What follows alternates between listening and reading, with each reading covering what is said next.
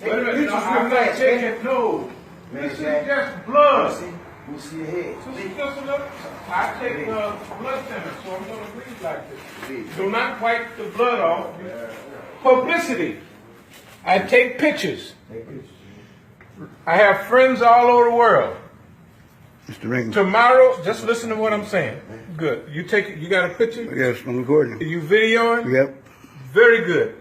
And you can download that. You can download what you're getting right now. Can you? No, not yet. But you can I'll later on. post it up. Okay, that's what I want you to do right away. Okay, you see this blood? Pick this up out of it. What's wrong with your phone? I'm gonna do it. I'm gonna do it. I already got pictures. But I'm Your head is bleeding, man. This is publicity. You can't look. How do you think you got? If I did stuff like you guys did, okay, I'm talking to do it like a news thing. If I followed the process of my friends here,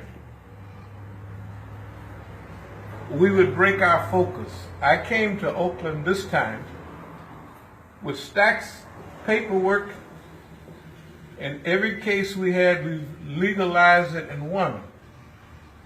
So now, what Mukhtar and Khadijah is trying to do is change our focus from what we're doing. Do you understand? Didn't I always tell you about focus? Never let nobody get you to fight when they want you to fight. You fight when you want to fight, right? That's what I'm doing. That means whether you busted upside the head, shot in the face, or what? A general, how do you think we got this far? Do you remember all the niggas for 40 years here have been the police, right? We survived them. And we entrapped them. That's what the whole thing was about. Now, don't worry about blood. Mr. Ring, you have to stop the bleeding or something. I'll stop the bleeding later. I'm a grown man. Yes, sir. But I want you to take the pictures, take it down there. You got all that blood? Yes. You got the blood on me? Yep, I got everything. You got blood going out there? Yes. Okay, wait just a minute. Are you still at Brother Tufayl? Oh, okay, good. So I'm giving them they got their crew here, and they're going to try to give me game on what to do. I'm not giving you no game. I just wanted to stop the bleeding. I ain't saying nothing about it. I'm a grown man, 250 pounds, and I can stand to lose. It ain't nothing but a half a pint of blood. I can stand to lose a quart of blood and still be jumping up and down. Okay, so come back over here again. First, take these pictures of all the blood out there, walk on out there. No, I'm happy y'all came. Y'all will come in handy at the right time, but this is publicity. Now, I'm going to take this off, Brother Tufayl, and now, call the brothers in the morning. Call brothers after the camp. Tell them this is a assassination attempt. Leave it on. He probably won't answer. But tell him if you don't leave it on the thing. Tell him if you don't answer the call now, he's a damn fool. I mean, say, what is it? It's your homeboy and you got a paper and you're not putting it in there? You know what to tell him. Anyway.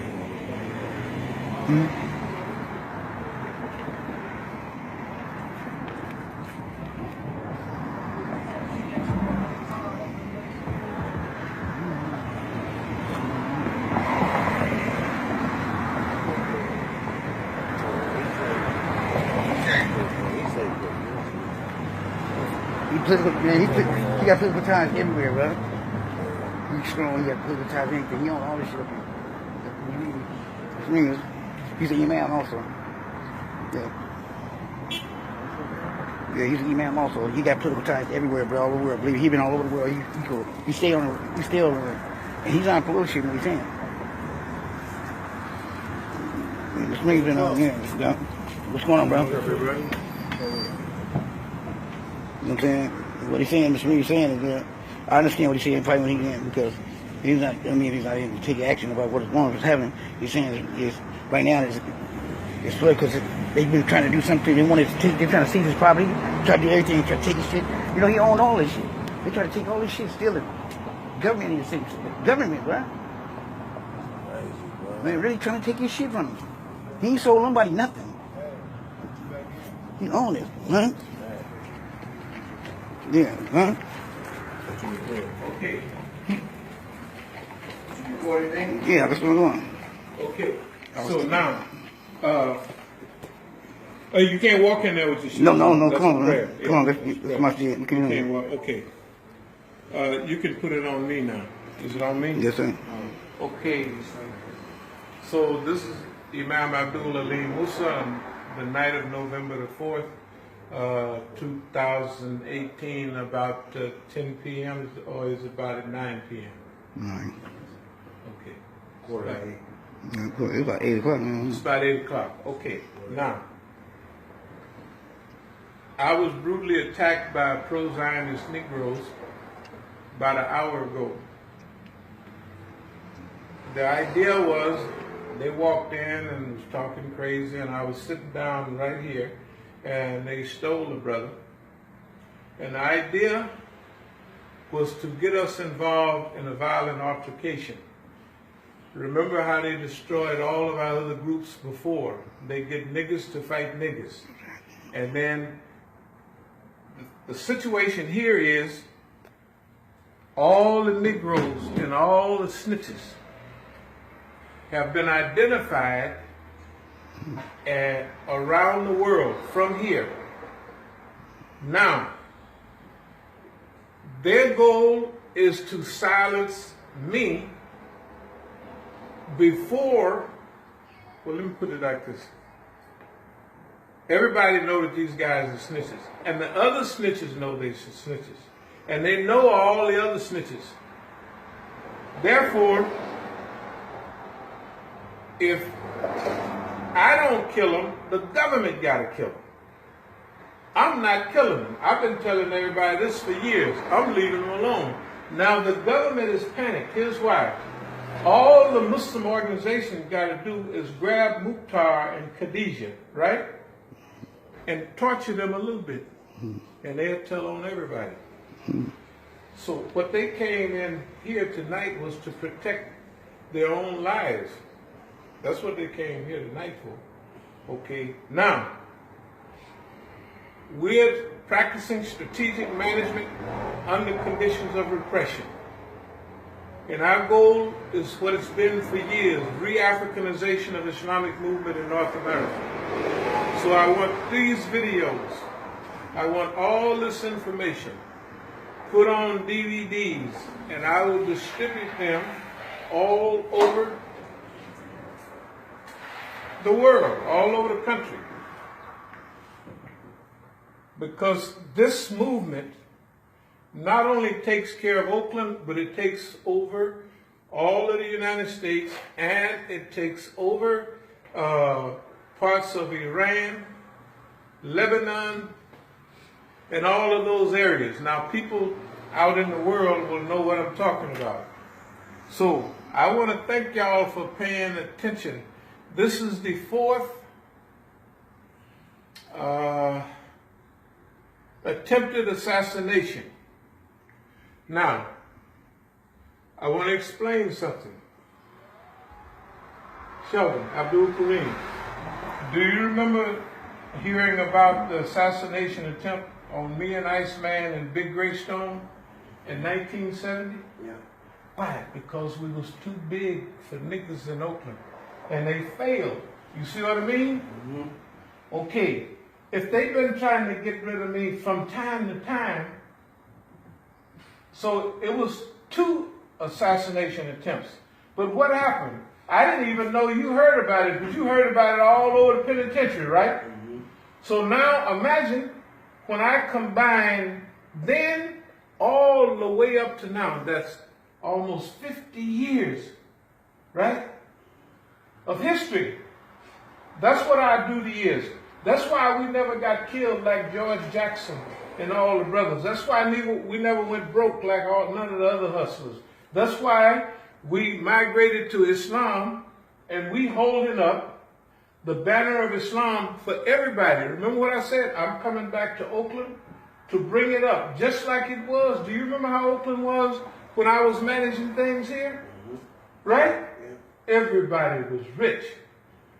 Everybody was happy. And in the gangster world, how many niggas got killed?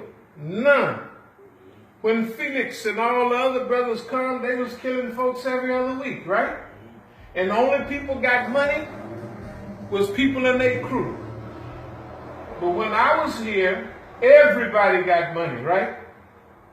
Okay, now that's the way it is with Islam. Now transfer that to Islam, you will understand why I do not let a little busting upside the head. Do you know, have you ever watched Eye on the Prize, all those civil rights pictures? The people hit them upside the head, they spit on them, and they're nonviolent, right? Now, in those days, I wouldn't do that. Do you remember years ago when the niggas would talk crazy? I'd break their bones. But I'm 73 years old, and I got more game than I had 30 years ago. You see what I mean? So our focus is not to let them change our focus. We got them. You remember we just went out to the courthouse the other day to pick up my discovery? What did they have? 2-3 pieces of paper. I told them keep it. When you went to court, the lawyer told you just say this, just say that, and don't say nothing about violence, right? Didn't she say that? She said, your dad, like, baby, bless that your dad doesn't get on the stand. She said, didn't want me to talk about this, right? And she told you explicitly, don't mention no violence. But it's all violence all the time.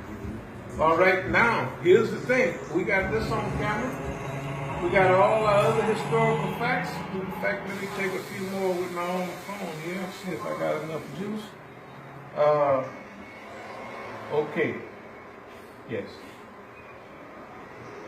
I even got blood on my phone.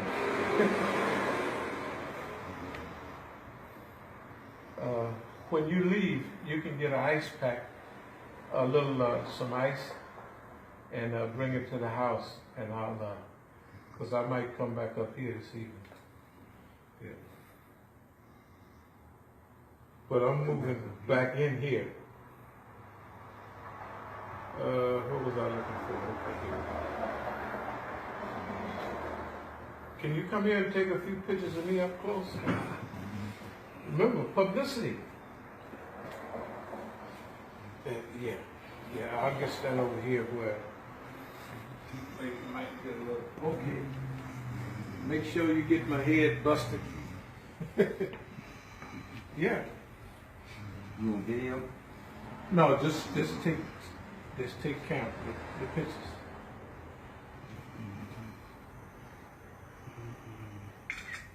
Take more. More.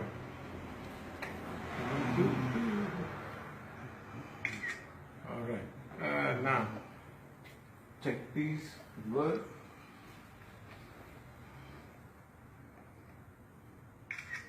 Yeah. Little blood. Then a big picture of the spots of blood.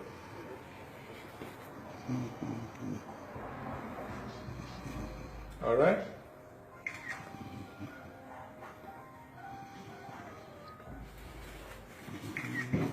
Okay, now, that's it. That's all I needed. Can you get that? Got a mop or something? No. I'm gonna leave it. I'm gonna leave it. I want to leave it. All right. I got a mop right here. I don't want to mop it up. I'm gonna leave it. I might take more pictures of it. Remember, this is publicity. I know y'all don't understand what's going on because you would respond the way you would respond. If a nigga assaulted you, you would just go get your stuff and bump him, right? That's what they want me to do. Now, we got them. Therefore, we're not going to do that. Can you imagine no Negro has ever got the FBI, the CIA, and none of that? I know y'all don't know it. You got to tell them about the pictures and who I work with around the world. Because they won't know. They know? They didn't seen them? Yeah, they've been around. Okay, all right. On the screens, we was together. We left together. Yeah, all right. I told That's you. enough. That's enough. All right. And you just turn it off. Okay. Okay. I'm happy that y'all came and you came the way. Now, here's what I want.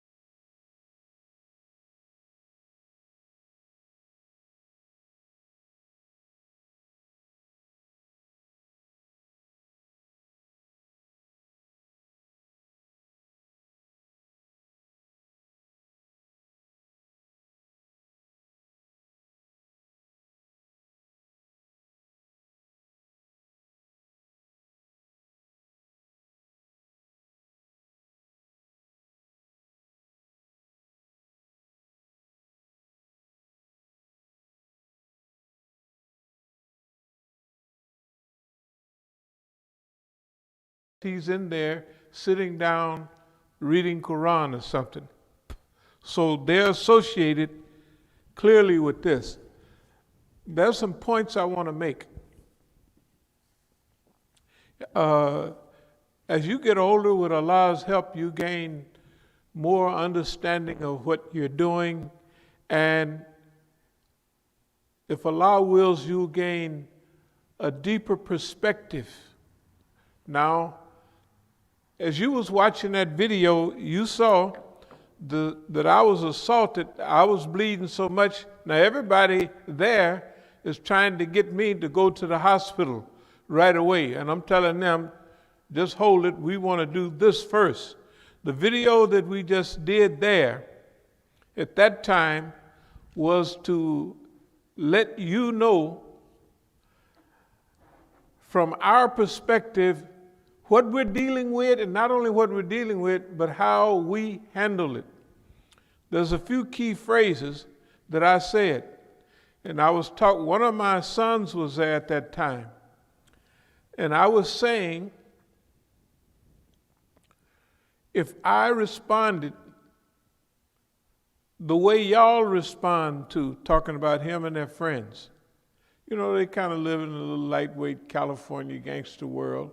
You could call it DC, Philadelphia, wherever. They take care of things a certain way.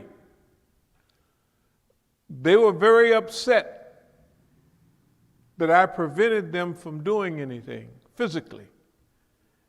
And I'm going to explain why in a minute or two. Now, my head, it was like they used to say, I'm going to whoop you upside your head till it ropes like oatmeal. In other words, you could see at the top of my head, right, that was things sticking up. That means that they was not playing. They were not playing. When I was attacked, Mukhtar comes in first. Mukhtar and Khadijah come in the door. I'm sitting there reading Quran, just like I am at this table. And I'm sitting there reading Quran, and I look at them, and Khadijah pulls out a gun from this side. She pulls it out from the left side of her breast and put it on the right side. So I say, oh, you packing tonight, huh, Khadijah? Now, when I'm talking to them, Tufayl is on the phone. Not only was he on the phone at this incident an hour later, but he was on the phone then. And I'm telling him, I said, yeah, Khadijah and Mukhtar just rolled in. And I told him she just changed her gun from one side of her breast to the other side of her breast, probably to let me know that she's packing. And then, so Mukhtar is right on the side of her. To make a long story short, Mukhtar walks up beside me like this, like he's going further into the masjid, and I'm sitting down right here. And you heard I was 73 years old. So that means that when he attacked me, bam, bam, okay. So I grab him. I turn like this, and I grab him, and then I got him eventually moving to the side where he's going down below me. Now, I can't get up. When you're young, you can pop up straight up and pray. I watch everybody. When you get older, you technically you can't do it. So I cannot stand up holding somebody else unless he's holding something, and then I can hold him and pull up on him. So the quickest move I can make is to turn him like this, okay? But as I turn him like that, you see how my head was? Khadijah, now I got to keep holding him. Khadijah have a perfect swat at my head. So she is just, whop! That's where all that stuff comes from. Whop!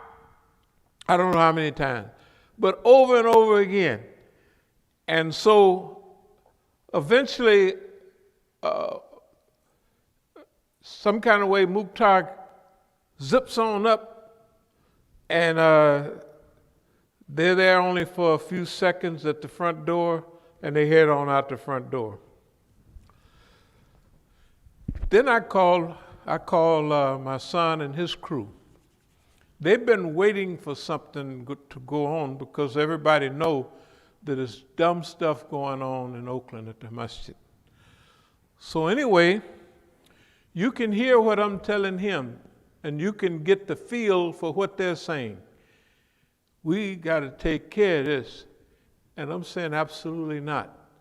Absolutely not. And you could see there's generalships going on. I'm not dizzy and waving back and forth. I'm very clear and concise on what I'm telling them. Just like a general on the battlefield. No, we're not going to do that. Not only we're not going to do that, but now they don't know when I'm here at the masjid here. Later on, there's a guy, he has a nice little Moroccan wife and a Mercedes. They be back there during the meetings. And he tells me from here, when I come back here, yeah, you know, basically I wouldn't take that because he's here to tell me, because he leaves after a while. I don't know who sent him, maybe the police sent him. But they got a plan. They want to make me operate off of their plan. Because see, we got them boxed in. When I said that, I think I said in that I had just taken a whole box of papers to California, all right? They arrested me at that time, and they took all the paperwork. When they saw what I had, and now I made them take it. You know why I made them take it? Because every day when I would leave a masjid, I would take my bag over my shoulder that was full of the same type of stuff that I had, and you know, all the paperwork. Now I got tons of paperwork. I copy everything 9 or 10 times. They've taken, let's say, 8 or 9 packages from me, one way or another. It don't make no difference. And I'll show you why that I make sure that I have copy, section. So anyway, they're saying, we got to get you to the hospital, we got to do this. And I tell them, I'm a grown man. This little old blood, now they're looking at me, I can't see myself, right? They're looking, and you could imagine, man, this, and I'm telling them, whatever this is, this ain't nothing. I could lose a quarter blood, it wouldn't be nothing. I weigh 250 pounds, I got this much blood, this little old blood. Now they looking at me, And I'm not looking at myself, right?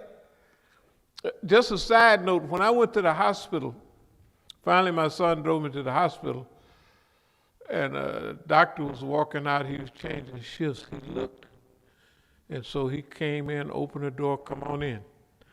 When I walked in the desk, the people looked, two black women, and their eyes got big, and they have a police station at the hospital. They took me on in, and they rushed me right into the side. Why? Because they thought I was shot in the chest. That's why all the blood and it was blood. That shirt was like, I had 2 shirts on, a sweatshirt, and that thing was actually heavy with blood. So they got to working on everything, and they said, the doctor, he had been to Tanzania. And I said, yeah, well, they said, have you been outside the country? You been any? So I mentioned something, well, I was in Tanzania before. He said, oh, my father was there. We did this hospital thing in Tanzania and all of that. So anyway, one thing they said at the hospital, this is the first man that ever part of a victimization like that is happy, have a good attitude. I was happy. I was telling jokes. Oh yeah. Why? Because we got them. They don't have us, right? They did this. Okay, so the point I have to make is, number one, that we have a strategy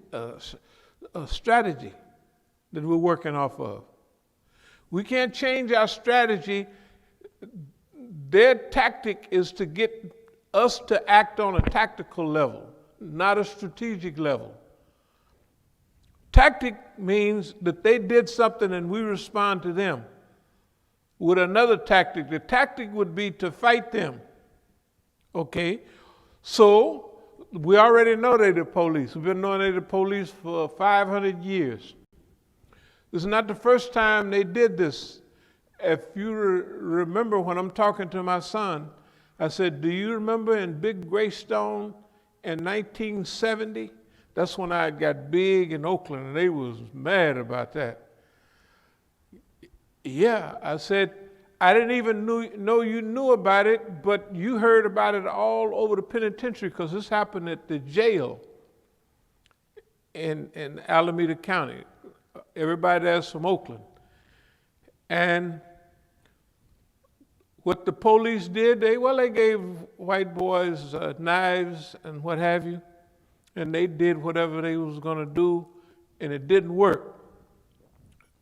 Because when they let us out later on into the pen, they left big mop buckets. Like the mop bucket down there, but in those days it was made out of metal.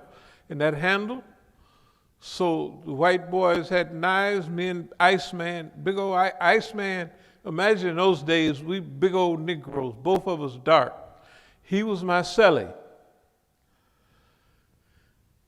So when they started acting up, we was going to use a wheel on them white boys. That means I take this right here and I whack around, I step over here and I step back. 1, whack. 2, step. 3, step. Bam, hit him again. In other words, we're going to have him busy because it's 2 of us. We're going to whack them and I'm going to step aside, and it's just like a wheel. We're going to be going around and around with that big old with the ringer, and they made out of metal in those days, and we're gonna beat them white boys to death. That's how the system tried to knock me over. That's why if you read anything that when I'm dealing with them in Oakland, I said, no, this is the 4th time y'all tried to knock me over. In other words, this is just like the stuff you see on TV. It's always attempted assassination. They got it bad in Oakland. Because, see, people over here, they don't know what was going on in Oakland. And you remember I'm talking to my son. He was young in those days. I said, you remember when I was doing what I did in Oakland? Yeah. And how much money everybody was getting? Yeah, they was getting plenty. Everybody's getting plenty of money. I said, do you remember later on when Felix and them, Felix Mitchell, they was important guys in that. I said, they got money for themselves and their little crew. They didn't get money for everybody in Oakland. I said, when I was doing it, everybody was getting it, right? I was making sure. It was a Black Economic Enterprise Zone.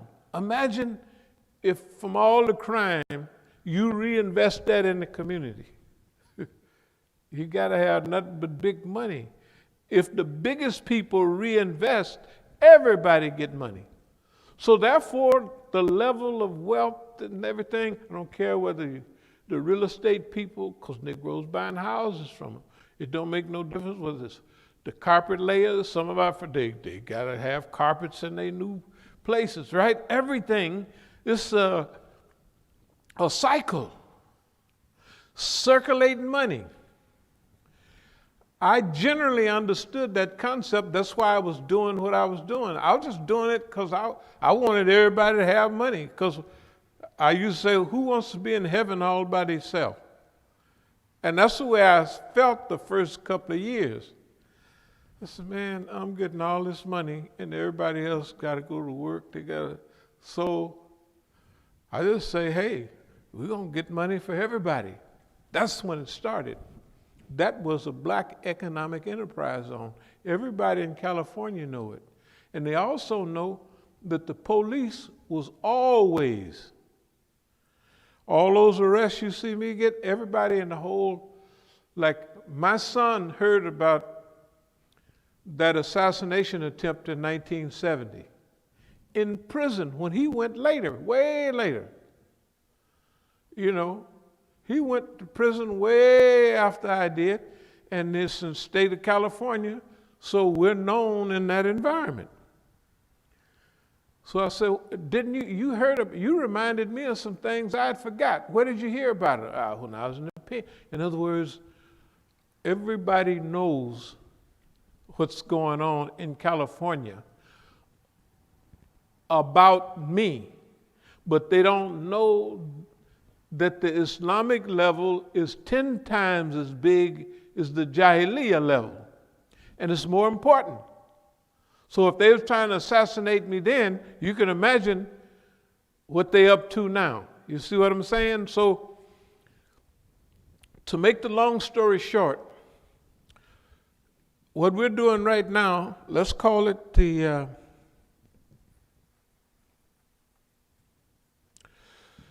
Brother Tufayl Abdullah Strategic Command Center.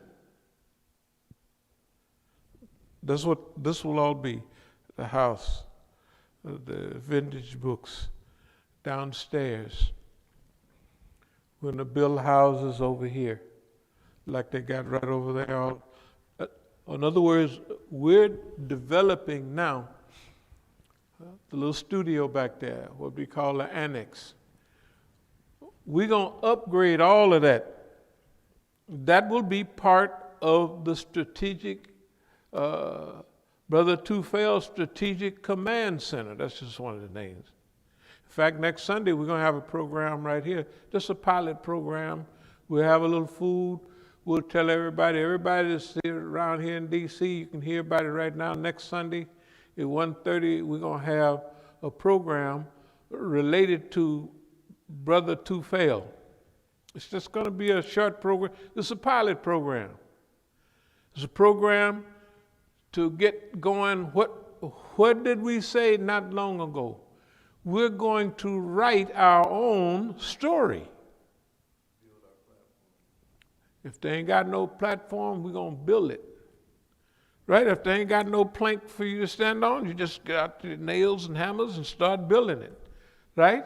That's what we're doing here. Not only are we doing it for us, we're doing it for the whole Islamic movement. So what we showed today is the type of programs we're going to be developing. Because we're just what they saw today. That give them an idea. Number one, we're nonviolent. Number two, we're not reactionary. You can't do anything to us and make us react, right? Because they're going to hear about everything else that happened. That's why this is a strategic command. It's a teaching center. You got to remember, we started, everything that we're talking about now is 10 or 15 years old, at least, way back. We have to archive everything. Archives right here. Historicize, right? Put it in a historical context. Chronicleize. That means we have to do exactly what we've been doing. There's no air in between, nothing we're doing. It's almost like it's unbelievable. You go back almost 10 years ago, designed fitna. Designed fitna. That means you design the fitna that you want. Everything that happened to us is very close to exactly what we wanted to do. When we was looking through those things the other day, the really old stuff, and we run across this one. This is strategic thinking. Strategic thinking, like, we strategic management. This is strategic thinking. This came out probably 1984. I must have got it in 1985. And if we look right here, I could pass this so y'all could see it, but you saw it before, that say on 12/6/86, we ran Chabot. That's up. Good God Almighty, ran Chabot. I mean, we ran the whole Chabot Lake, and then up in those hills also. That means that was a 13-mile run. That was a burning run, serious. Then a little iron. Then notebooks missing, 4 date books, accordion folder missing. Big victory. What is the big victory? The big victory is that they done showed us exactly where they're coming from. They're going to get my notes as often as they can, and they're going to study those notes.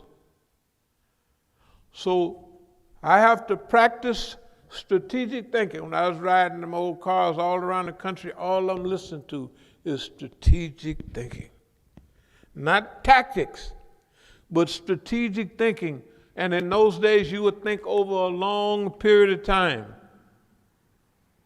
Strategic thinking, that we have to think about this whole thing. Those are the years, even, it has to be strategic thinking. Here's why. This is December. On December 14th, we had a program, Masjid al-Islam Clears the Air. But on December the 9th, I ran Chabot again, Bass Cove, Price Club. Sheldon arrested. My oldest son, Abdul Kareem, is arrested. The next day, on the 10th, my other son, my youngest son, arrested.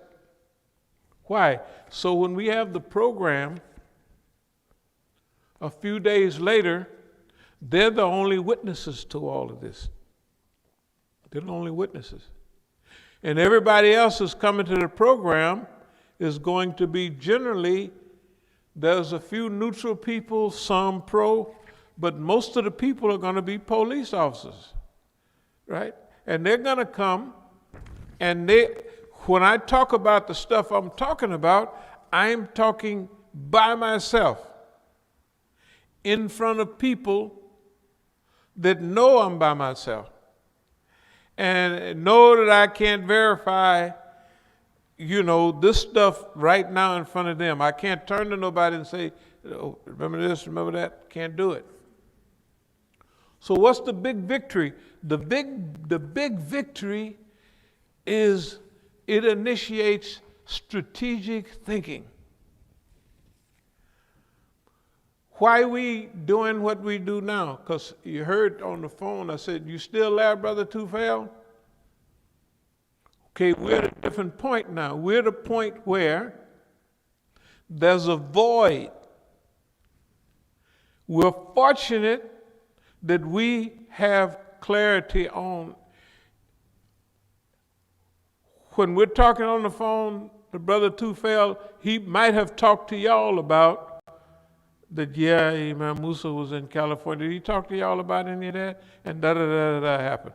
So y'all evidence is hearsay. But I would present it anyway.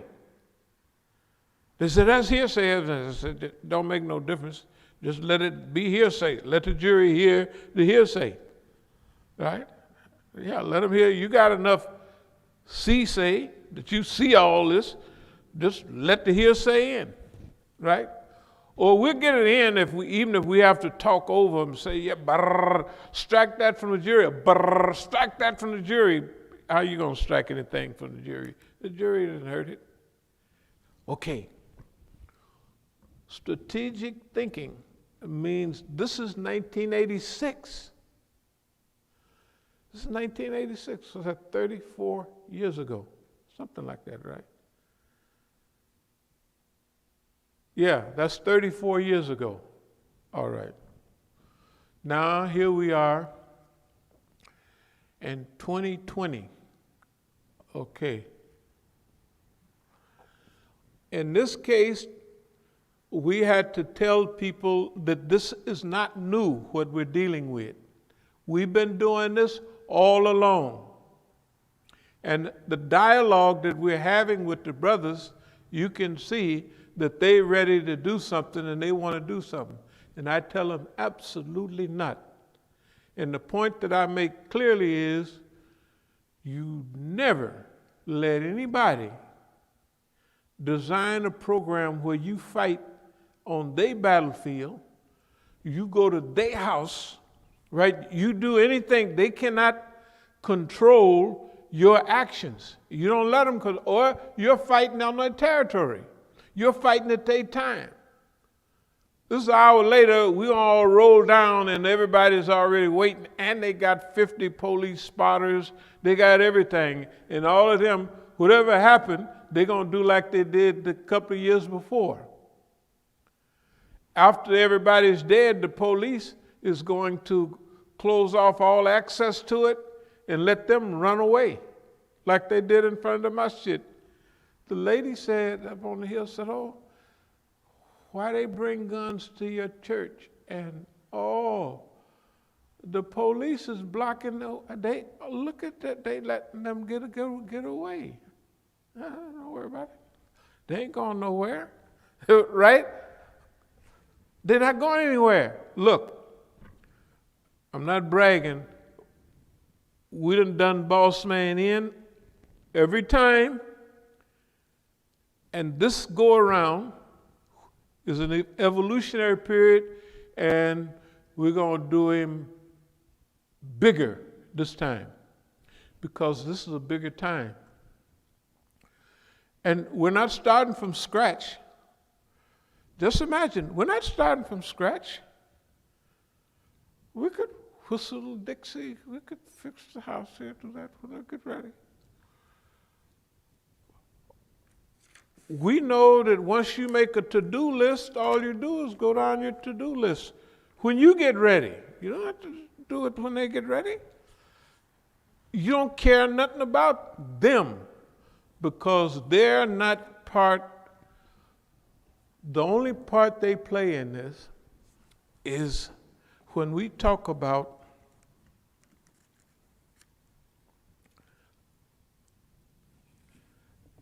what do we call it? Psychodegradable. Remember those years? Psychodegradable. Oh, it's 5 years ago, but it's important. Psychodegradable. It's psychological warfare to the hilt. Psychodegradable. Whatever they do to us, we're going to take it and turn it into fertilizer. Now, let's just remember something. If you remember some history of battles of the Prophet Muhammad sallallahu alaihi wasallam when they had trackers. The trackers could look at the excrement of the camels. That's right. They could tell how long they've been there. They could tell which trail they took, because when they eat that stuff there, this is what they do to, like.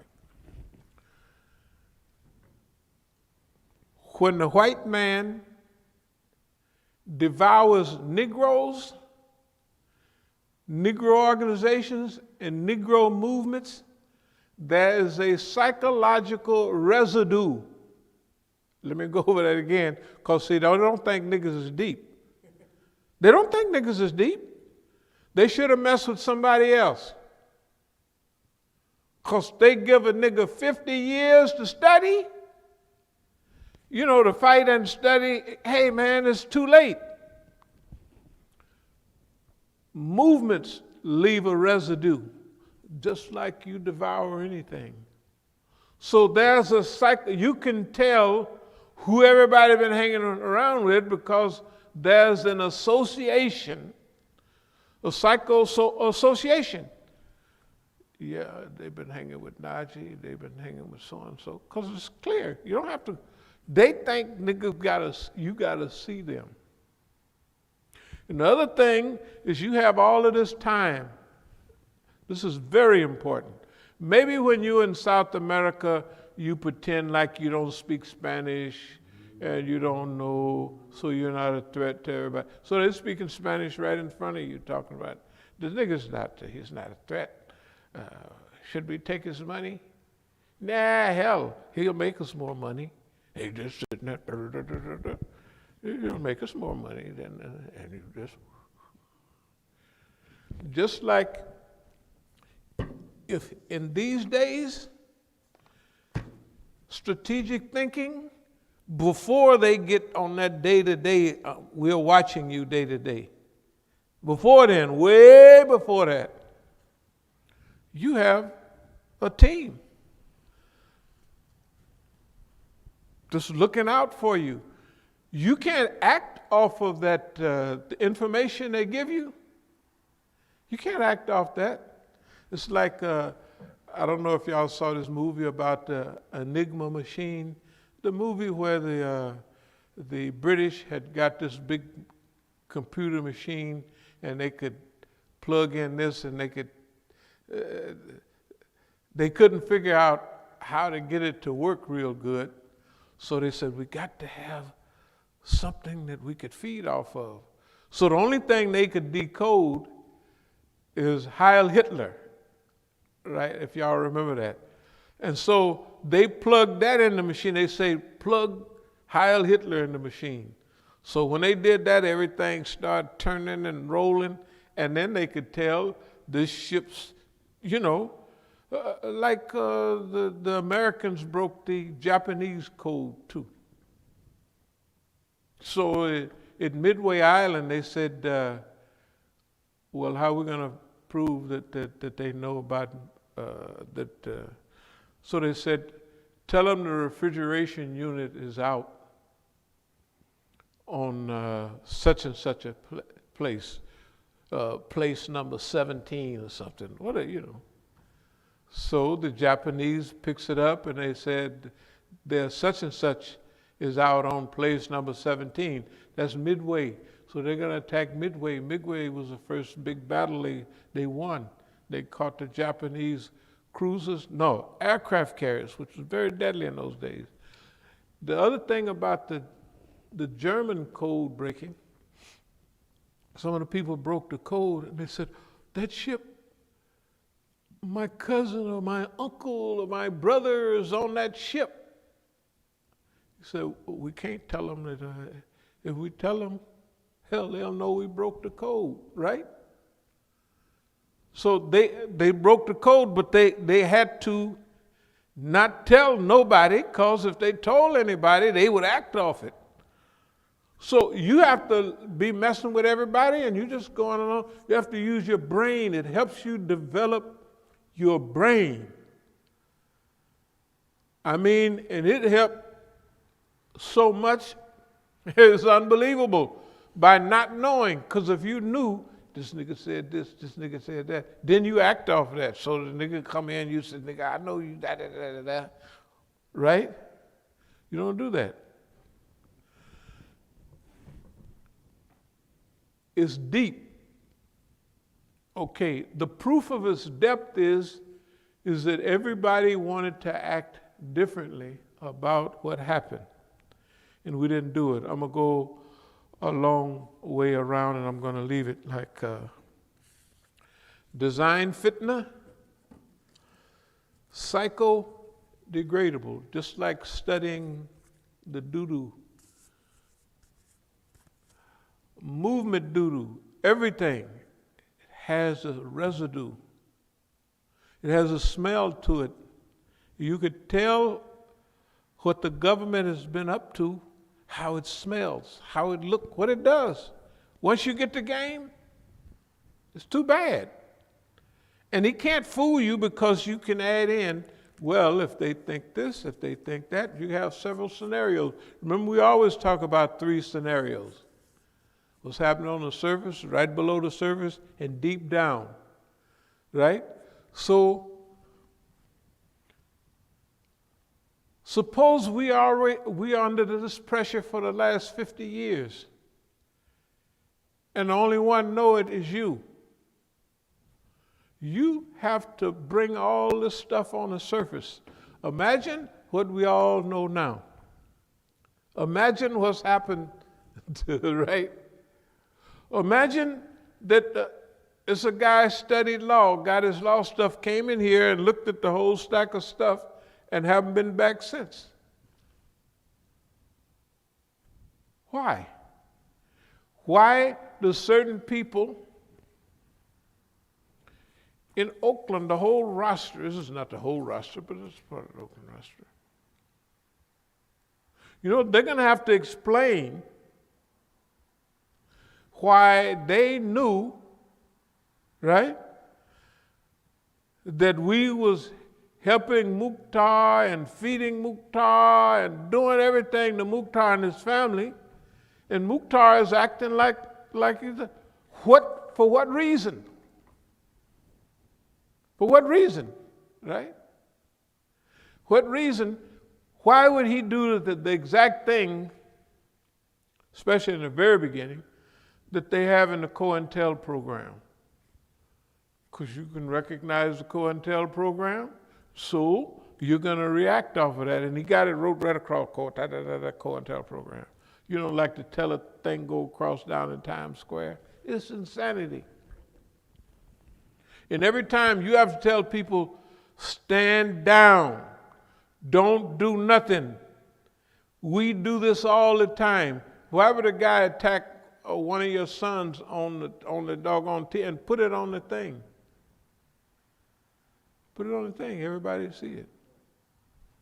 Okay, good. Great. It's great. Now, the police didn't kept them alive all these years. They didn't know they was keeping them alive. They thought they was getting them away from me. But think about people that are now like, my oldest son is 55, my youngest is 52. How many people in their crew got that age? Nobody hardly. And it clicked to me years ago. First, my oldest son said, yeah, Dad, I got a scrapbook full of dead people. I said, even the little guy, when we went to Angel Island in '77, that was turning flips with the natural, he said, yeah, he's gone. Everybody gone. All except for the girls, all the niggas is gone. They took my sons and arrested them, put them in jail, right? And both of them. Because when they was there with me, they could see everything like I see it. Yeah, Dad. And they would say, yeah, Dad, that guy acts like a B-word personality. Look at him, he do that. I said, yeah, that's true. And then I'd ask them how they come to that conclusion. And it's the funniest thing in the world. I didn't come to that conclusion the same way they did, but we came to the same conclusion. So God then gave them a method for their age, right? For their time that they live in. And then they still alive. And that's what I prayed for. Oh, Allah, just keep them alive till they know what's going on. Now they know what's going on, right? I didn't pray for other stuff. I just prayed for them to stay alive till they could, not to get took out when they 12 or 15 and don't know no better. You know, want them to grow up, get a chance, and now they grown. And like I tell them, say, y'all old as me, I can't tell you nothing no more, and I'm not going to tell you nothing anymore. But they kept them alive. The police did, by keeping them away from me. And all their friends is dead. All of them. Okay, that's just 90% of them are dead, right? And the rest got little bags on their side or going around in them little wheelchairs and stuff, paralyzed. It's sad what they did to the brothers. It's sad what they did to our people. It's sad what they're doing right now. But remember, ain't nobody doing nothing about this. But we're dedicated to it. That's why, now this stuff about writing your own story is very, very important. We said it a while back. Now, with our people, and we said everybody's going to get a good story. And we all remember that, right? So this would be, start right off. We didn't know it would be this soon, but we said everybody's going to get a good story wrote about them. We're not going to go back into the past. We're not going to go back into other stuff. We telling they're going to be heroic. That's our job. That's our privilege. Yeah. We're going to tell the story the way we want to tell it. We've already started. You can see it's already started. Okay.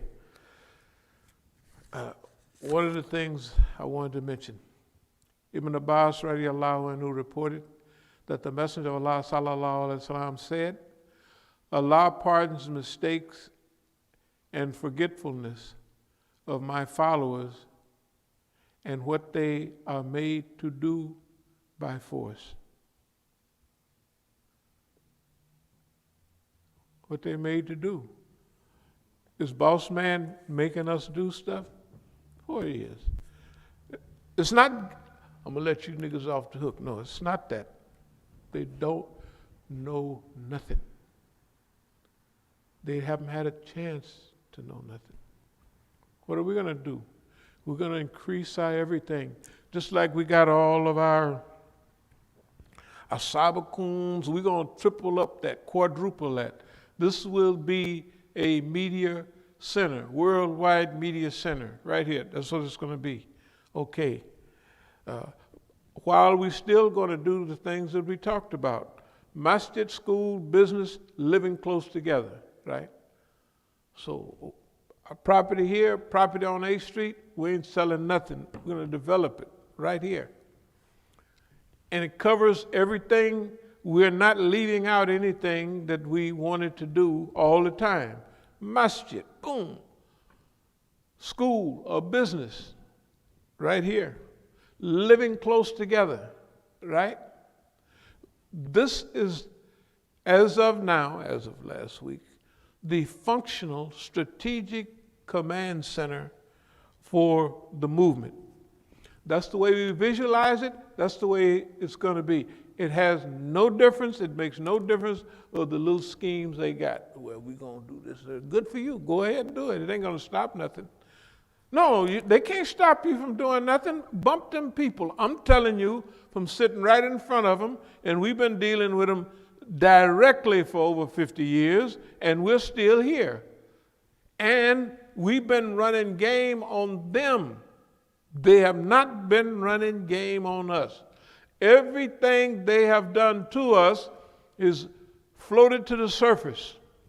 And everybody that's on their team are visible. Everybody that's with boss man is visible. Either they did or they refused to do something or they didn't pay no attention. Why would nobody not pay any attention to things that are happening? Well, technically, I'm at least a human being, and I'm a Muslim. You mean the stacks of stuff is not important? You know, just a comment, like I remember that the official statement we got from CARE was that they said it was an internal affair. And you know, even if you could convince them that yeah, this is the feds doing this, the Quran says that they, you know, when Muslims are in dispute, you're supposed to figure out who Make peace between them, find out who's right, who's wrong. band together, stop the bad guy. That's right. You know, but they just said that hands up to the men. Well, number one, they didn't say nothing to me. Okay, right, that's true. They didn't say nothing to me. I'm a human being. They could at least say, hey, man, let's sit down and talk about it. Hey, we want to get involved, but we got a whole team of lawyers here. We're going to write up the program for you. Just try that. They could have did the same thing down there. Okay, you got to remember, we have to educate people on their white subservient mentality. Negroes is almost like and the foreign Muslims are almost like the Negroes in Django. Remember the white boy is saying they got a little spot back here that make them subservient to white folks? That's what, of course, it's not true, but if you looked at it, you would think it was. Well, the issue is, we know organizations like that don't react unless it's, one, something for them, and it's some publicity behind it. Yeah. And so, we're creating our own, like you said in the video, we're creating our own understanding and controlling of the narrative. So, to them, that they're consistent, that don't matter until it's accepted By our enemy. But you could see, you could look at anything we're talking, and remember, we're just getting started. And we went down to CARE, 3, 4, 5 times at least? At least. They didn't even come outside. Okay, what's that about? Don't even come outside. And don't add in to how many Suburbans full of white males came by. You know what I mean? It's so ridiculous. These things, the other things, prove that it's not internal. If it's internal, what do they have? They have some paperwork saying that they could do this? It's not internal, it's government did it. But that's no problem. Remember, we've been trying to let people off the hook for years, but they never took the bait because this is what our job was to do, was to educate people. Remember, the academic part of it, to educate our people. If you don't educate the people, they won't know how to defend themselves. That's what it's all about. Therefore, our programs will become even more. One brother told me, those programs you're doing, man, is like news broadcasts. But we're going to do it more professional. We're going to rehearse sometimes. Like, say, we may have a Tuesday night rehearsal or something like that for what we do Thursday, or whatever we want to do. The Jummah will be Islamic. I see the people are responding better when it have more visible Islam, so that's fine. But it's going to be movement Islam. It ain't going to be no rocking chair Islam. Right. It ain't been no, hey, man. It's going to be, in fact, yeah, it's going to be more uncomfortable later, you know, to hear that, what we're going to talk about. But anyway, these Sunday programs are all designed for, let's call them guides to better living. But the battlefield, we're studying the tactics that they have and the strategy. that they have. And we have been studying it. And we've been studying everybody. This is one of the old Project Imam Hussein in America. So I took this to our brothers' programs. They didn't respond. The same programs we helped build the whole structure.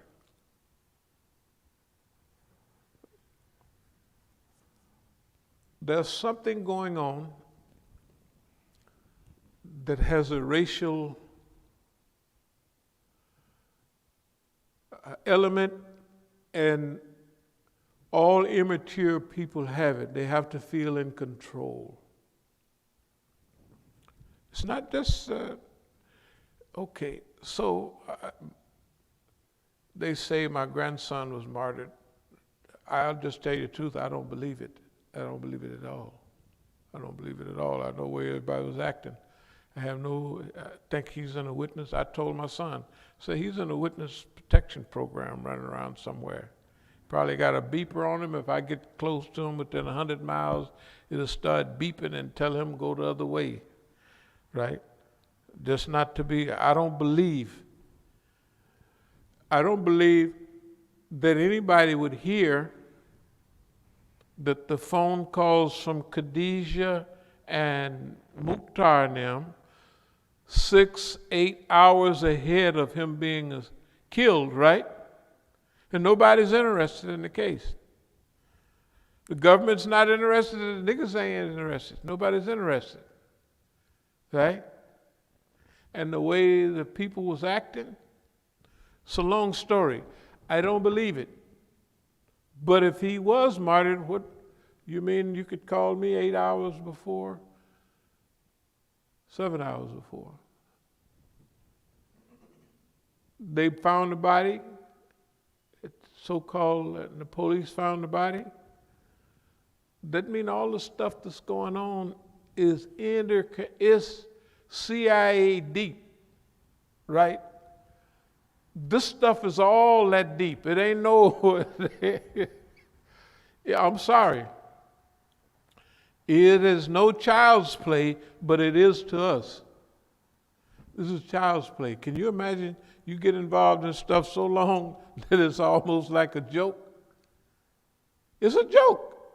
Other people would be paranoid. Because the stuff is happening is true. This is true stuff. Of course, we don't have time to mention all of it, but it's real. Shoot.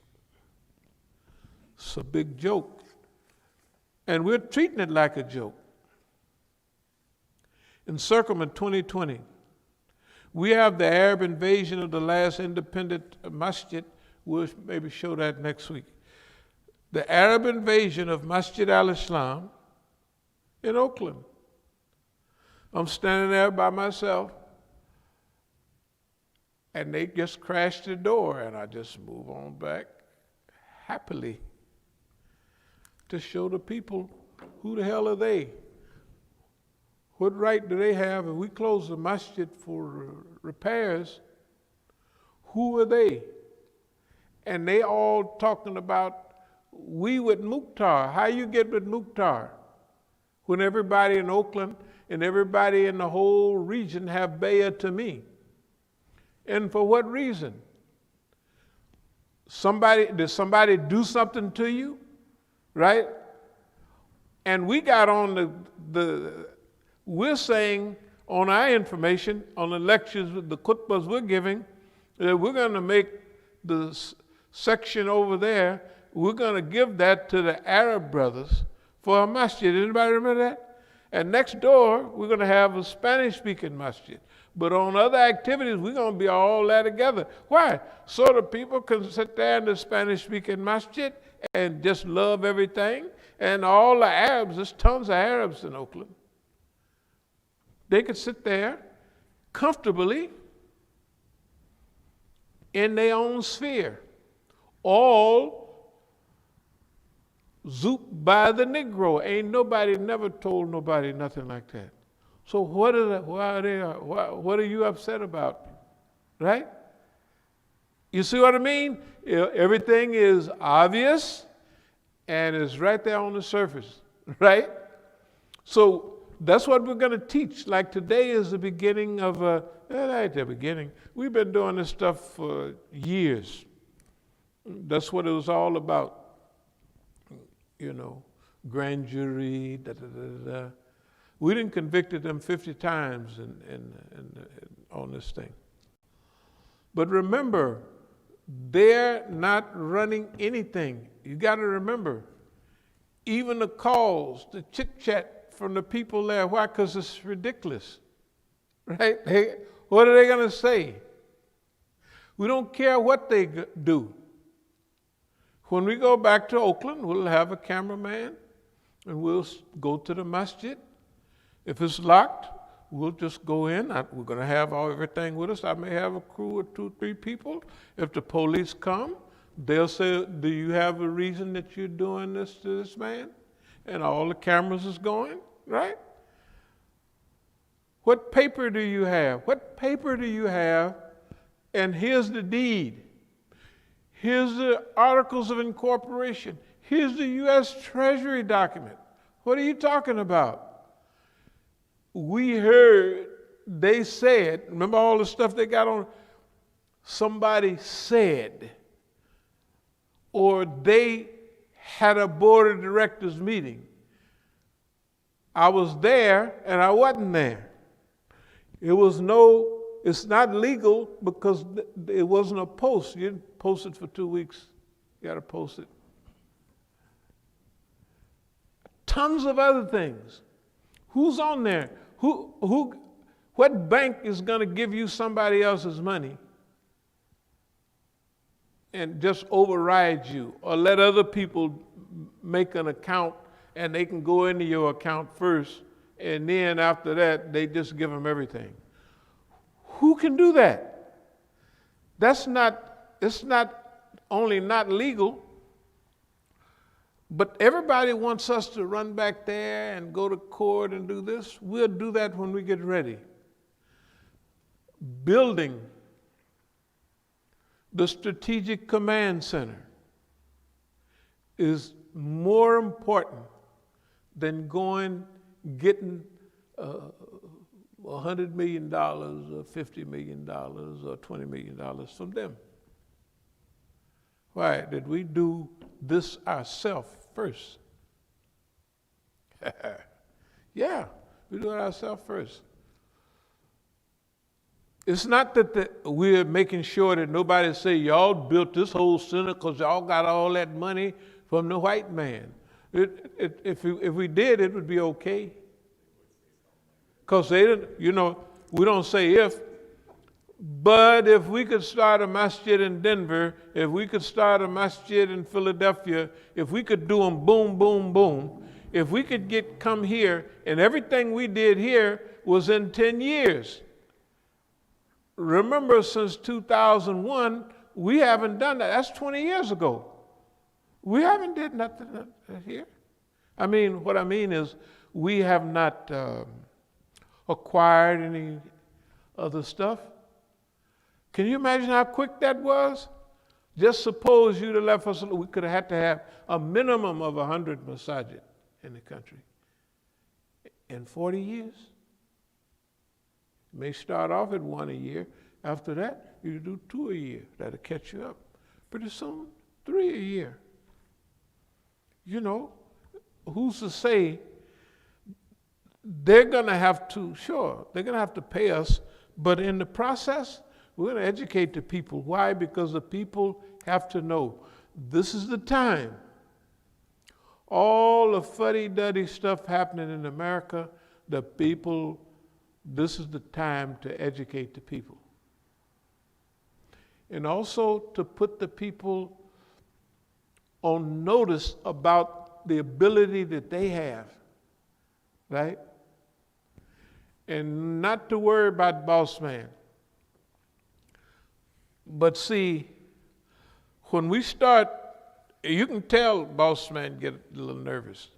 You could tell when you're on the right road. How you know it? Well, Remember they put books out there for you to read? Little European guy, just come here the other day. He comes with the Great Proletariat Cultural Struggle, Maoist China. We're not communist. These are nice books. But I'm not following this guy. I'm not saying he don't know nothing, but seas are rising, clouds and waters are raging, leading light commander. This is prairie fire. You know, Chairman Mao, one spark can start a prairie fire. Revolutionary history. It's not that we've already went through revolutionary history, but they brought this, they want us to go over this stuff and make our plan. Boy, our plan is working bad. You know when you got boss man. Hey man, one people, one land, one struggle, one leadership. One leadership, who? They gonna follow me or who they gonna follow?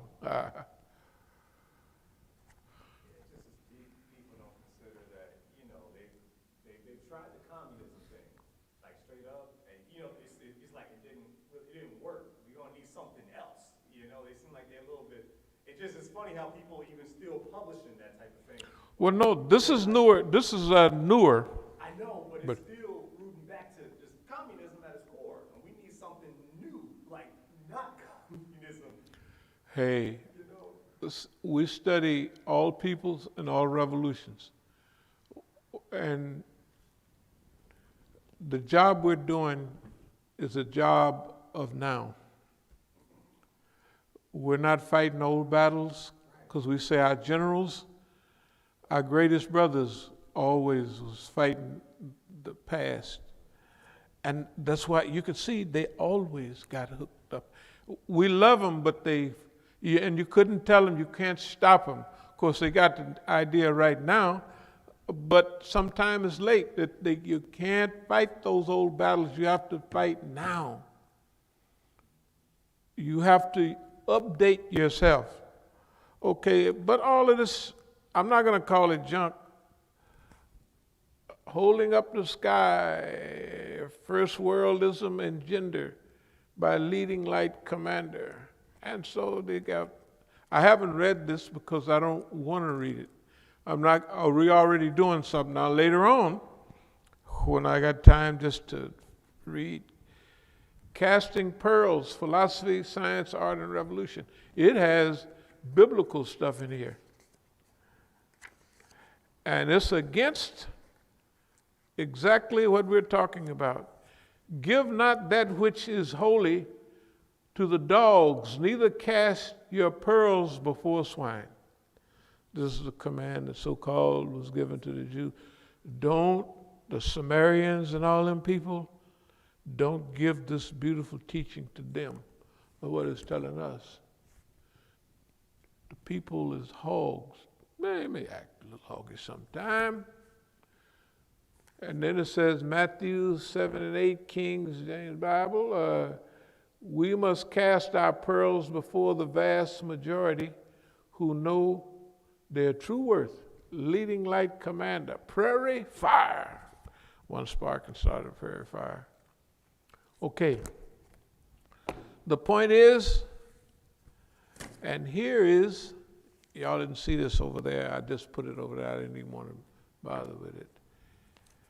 This is something the Euro brought by the other day. Yeah, well, it says, translated, Heku was the deification of magic.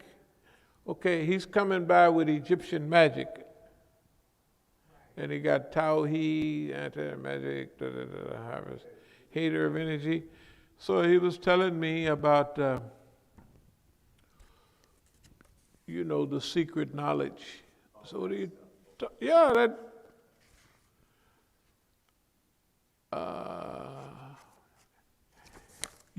just dumb stuff. Enoch, Shuaib Rumi, he got there. I even saw Harut and Marut. There was in Babylon, the people there, So we haven't seen him anymore. I said, what specific do you have in mind? What specific do you have in mind? And I told him that we down with this. Now, don't think that the old Zionists, you could tell when the Zionists get mad. When the Americans get mad is one thing, and the Zionists get mad, they mad. So we tell them, you can kiss our behind. Yes, the language, Global slum, global countryside, global people's war. We have our own vision. When you own to something and it works, you got to remember, everything we doing, remember, Quran, Sunnah, right? History, all this stuff, right? And our experience. When you hear what's coming off the podium, you hear a historical Islamic perspective that's right up to date right now, and it's historical. The Arab invasion, the last independent Negro masjid, and then talk about made to do by force. The people are made to do things by force. Sons, family. When we get the big patch of money, we're going to give all the family a big piece of it, because they was made to do what they do by force. They was forced to. Most people say, they ought to stick with you because you been good to them. Bull crap. The government has power. You can't play like they don't have power. They don't have no power over you. But that was a time when they did. Yeah, that was a time when we first got rolling this stuff about 50 years ago, a little farther than that. But on and on and on, hey man, you would be juiced up and paranoid. You could be paranoid. All you do is a white man standing by the mailbox looking, or sitting in the park with an overcoat on and a damn newspaper. If that ain't, it's ridiculous, right? But still, you're going to be juiced up. You're going to be juiced up. Now, you might spray paint somebody or laugh at them. Why are you here reading that newspaper, Mr. White Man? What are you doing? Can I read your newspaper with you? Or just like the crazy people come by? You don't deal with fools like not the lady or those people are. How would you let fools divert you from what you're doing? So you play with them, you have a good time. Why would you let criminals divert you? No, you have a good time. These things are going to happen. You train yourself. No, we are going to have a good time, and then ain't nothing they can do. That don't evolve overnight because, So we ask why no one is interested in the things, the rights of Imam Musa. Brother Tufayl, Strategic Command Center, writing our own story, writing our future, practicing perception management to the max.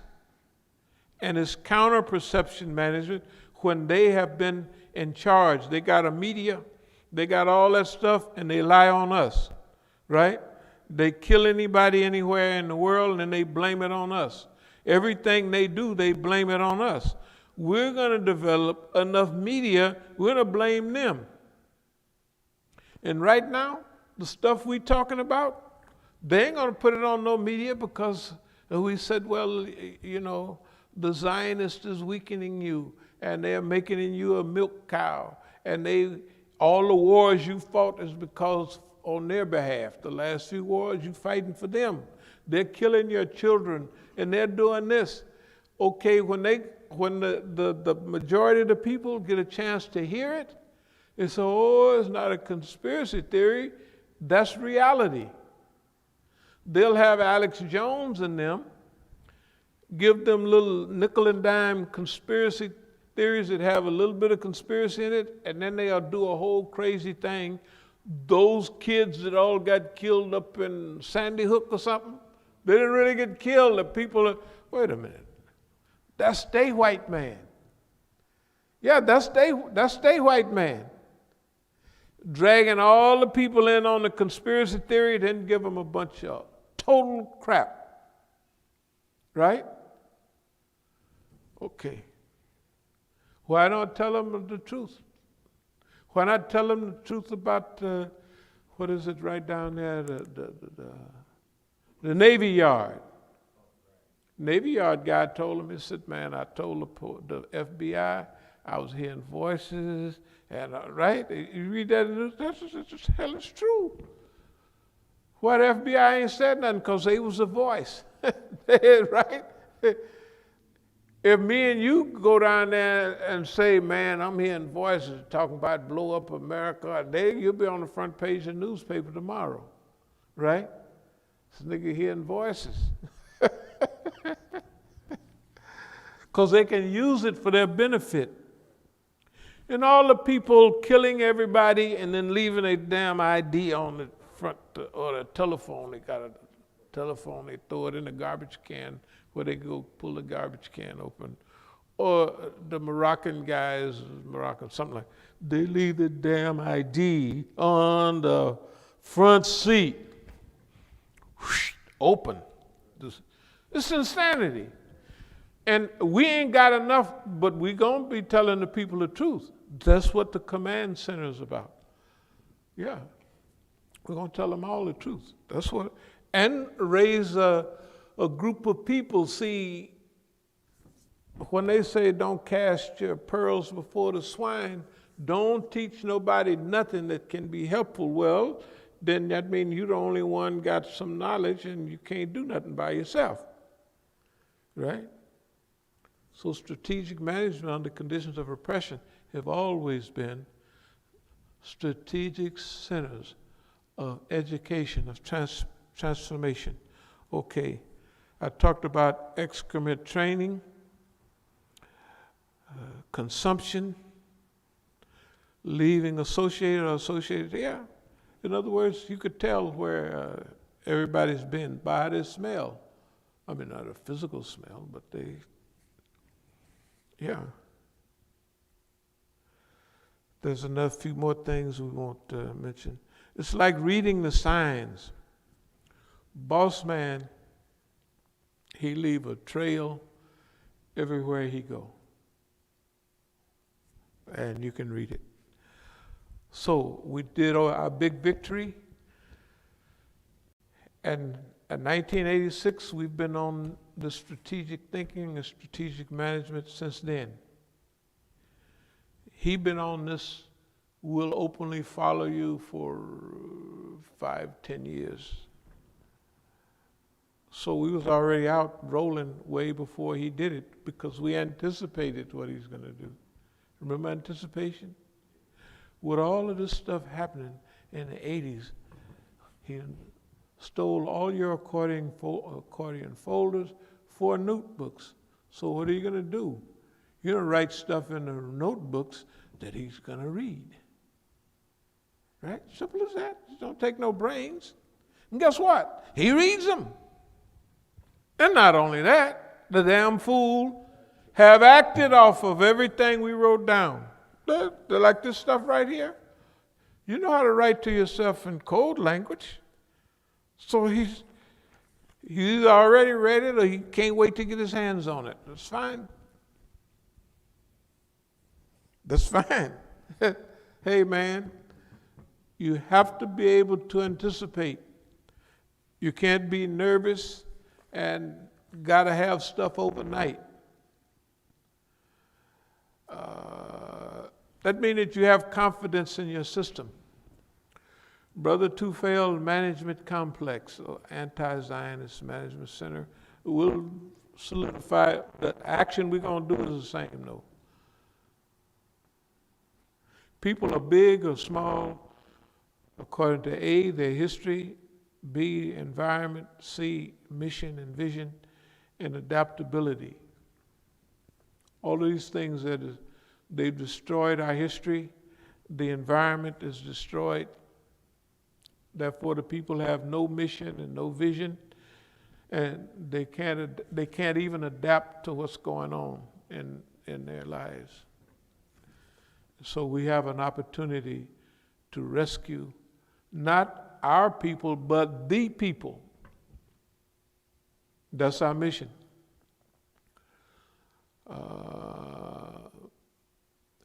This is a built-in self-evolutionary process and method. Built-in self-evolutionary. In other words, what we're doing has been on automatic pilot for years. A lot of things we just do them. And we're not wrong. Why? Because we got Quran, we got the Sunnah, we got history, we got our own experience. Sometimes you don't even have to think. We didn't even think about, Brother Tufayl Strategic Management Center. We didn't have to think about it. First thing we stood up and said, we're going to do this, that, and the other, just like on the battlefield. Yeah, we didn't have to think about it. That's what we're going to do. Simple as that. And you got to remember the dynamics. During each period, you get a nice a theme, dynamics. It could be a song. It could be, all kind of things go along with it. Master your situation. We have to master our situation. That means we don't live in the past. We have a vision of the future and how we want to get to the future. So you have to master your own behavior, master your own situation. That means master now. What do you do now?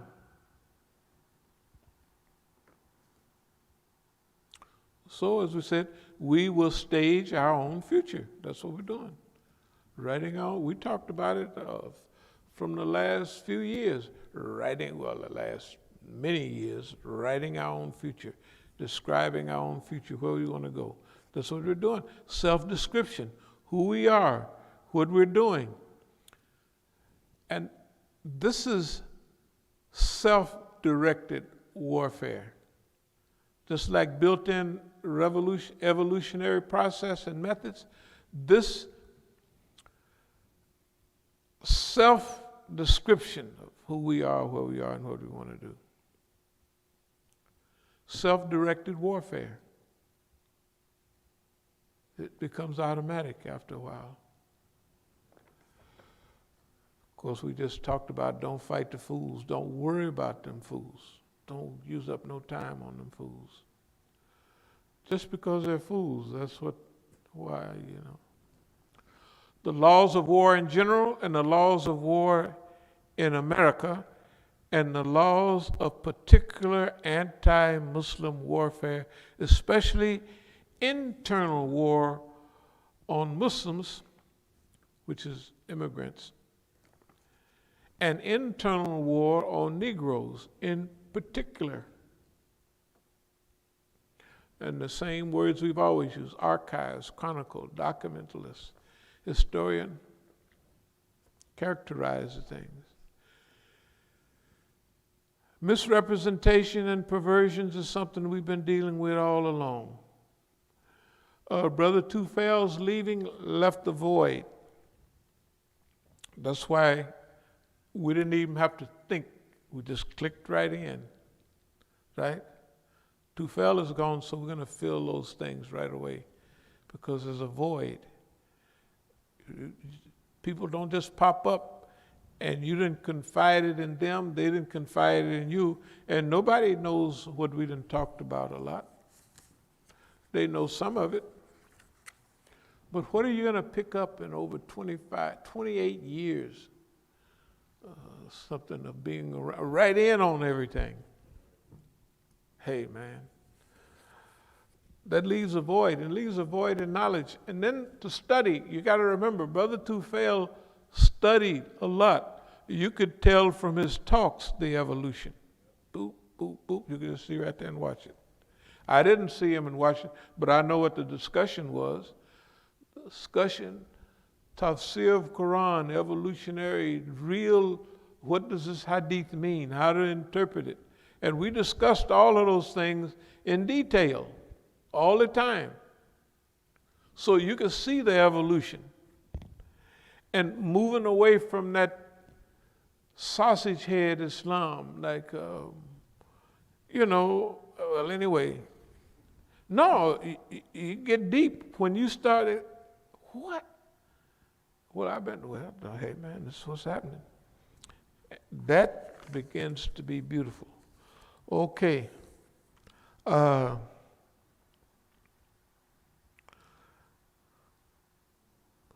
talk about positioning later. Big victory. Don't fight the last war. Phase 3. Well, phase 3 for us is what we're in. But we have to evolve right between. If we have a stage 1 in stage 3, it would be when all is complex and all the property and everybody is all staffed and people are reading and translating and doing all the stuff that we'll have our own managers, translators, all that stuff, to translate the original stuff into our language. That means Negroes will probably be doing it. Yeah, all of that. No, this means, remember, world-class organization. That's where we headed. That's where we headed. We're not, that's just the first step in what we're doing. Because this seems like it's it. Boss man ain't slowing down. You won't be able to call him boss man again except to make fun of him. Yeah, boss man. And he'll be, biting the dust. Okay, associated training, where we send your children, I don't know about that. You can't make bad decisions when you have Quran, Sunnah, and history behind you. And when you really blend your experience, you can't make a big mistake. Even if you make a little off call or something, it's small. But sifting everything through those, you can't be wrong. Unless you misreading the Quran, misreading Hadith, that is possible because we got people in the world that misread Quran, misread history, misread Hadith, and they own experience, and they all holding hands with boss man. Saudis, Emiratis, all them people. Well, people won't be looking up to them much anymore. Just like their people are not happy with what they've been getting, making things with Israelis and everything. They don't show people out in the street. They don't like that. Don't worry about it. And the last thing, dear people, don't worry. Next week or soon, maybe in the middle of the week, we're going to explain just the process of what's happening right now. We've explained it before, but we're going to go into a little more detail, about controlled implosions when people want to blow up their own system and rebuild a new system off of the old, and how it won't work and all of that. The part that the Zionists play. See, we know when the Zionists get madder than boss man. They be, well, look at here. They be really mad because, see, the truth, the Zionists are more vulnerable than Americans, although Americans kill all the Indians. They did all of that.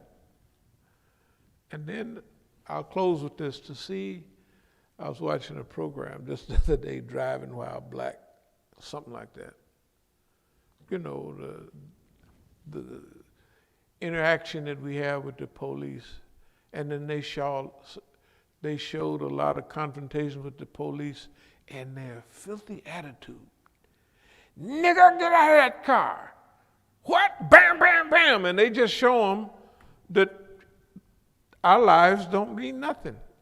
That these crackers, these Euros, can just blow you away whenever they want. And it's 1,000% chance or less. One chance out of 1,000 that anything is going to happen at all. Hey, man. But they keep showing it over and over again. Imagine what that's doing to everybody. You know, just imagine, bam, bam, bam, bam, bam, over and over again. And then they show George Floyd over and over and over again. And everybody's looking at America. You're talking about what? Who are you? You know what I mean? What is wrong with you to talk about anybody doing anything to anybody else? So, dear believers, are there any questions or any comments? Yeah, brother had asked, this was Brother Kwame Madden. He asked, what is your take on Sudan now bending to Israel?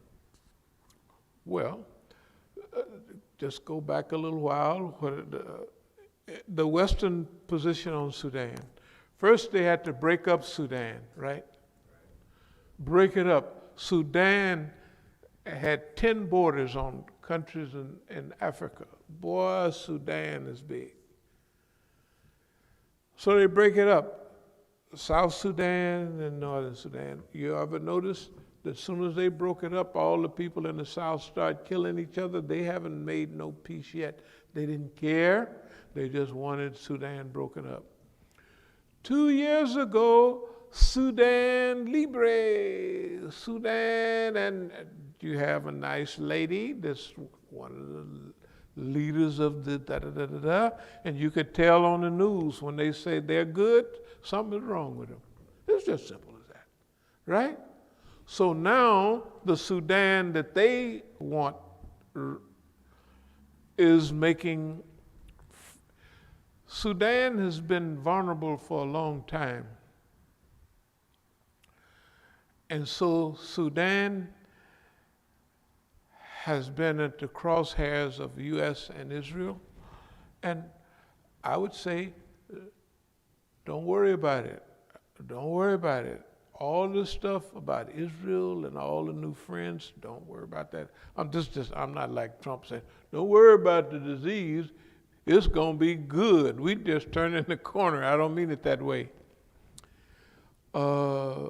What I mean to say is that Sudan is going through a new change. They've deposed the past government last year, 2 years ago. My view of Sudan is the own view that they had of itself. First of all, they lied all the time about Sudan. If you're driving down the Nile, the big state house is right here. Durman is over there, across the Nile. And the biggest church in Sudan is right next to the state house. I mean, right next to the state house. The southern Sudanese was running to hide in northern Sudan. That's what they're going to do. Slavery in the Sudan, well, probably y'all, must be y'all. We ain't doing that. But Sudan is African and Islamic, and you get that feel. But on the radio, they said yesterday, it was either yesterday I heard it, Arab Sudan. Arab Sudan. So, If you said Sudanese in here with us, can you tell the difference? no. Just can't tell the difference. It's okay. It's okay. Let them lie. Remember, you keep lying, and eventually the people are going to say, they used to talk about the Janjaweed. Remember Janjaweed? They had the lightest guy in Sudan supposedly leading them, and they said they must have airbrushed him. That's what the other Sudanese said. They must have airbrushed him and they lightened him up. You know how they can, hey man, you be thinking the person's almost white. It's not only Sudanese, Southern Egyptians. When you get in that area, you'll see Southern Egyptians. They're on the border, they look like Sudanese. Black with kind of little light, couple of 3 or 4 curls in their hair. That's all. Black as tar. It's okay.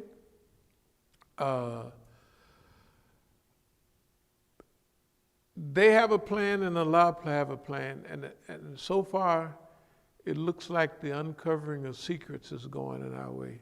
So over the long run, everything they did, Southern Sudan is fighting each other,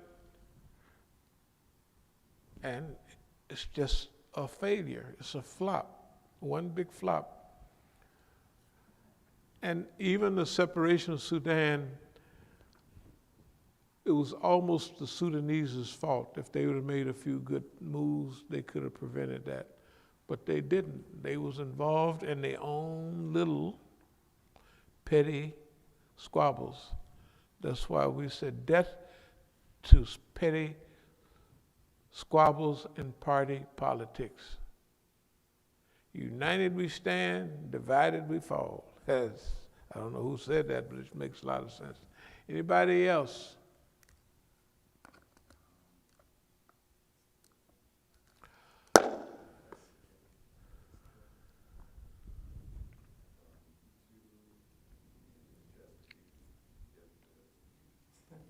Was Khadija, she tuned in on YouTube. She, did her rant.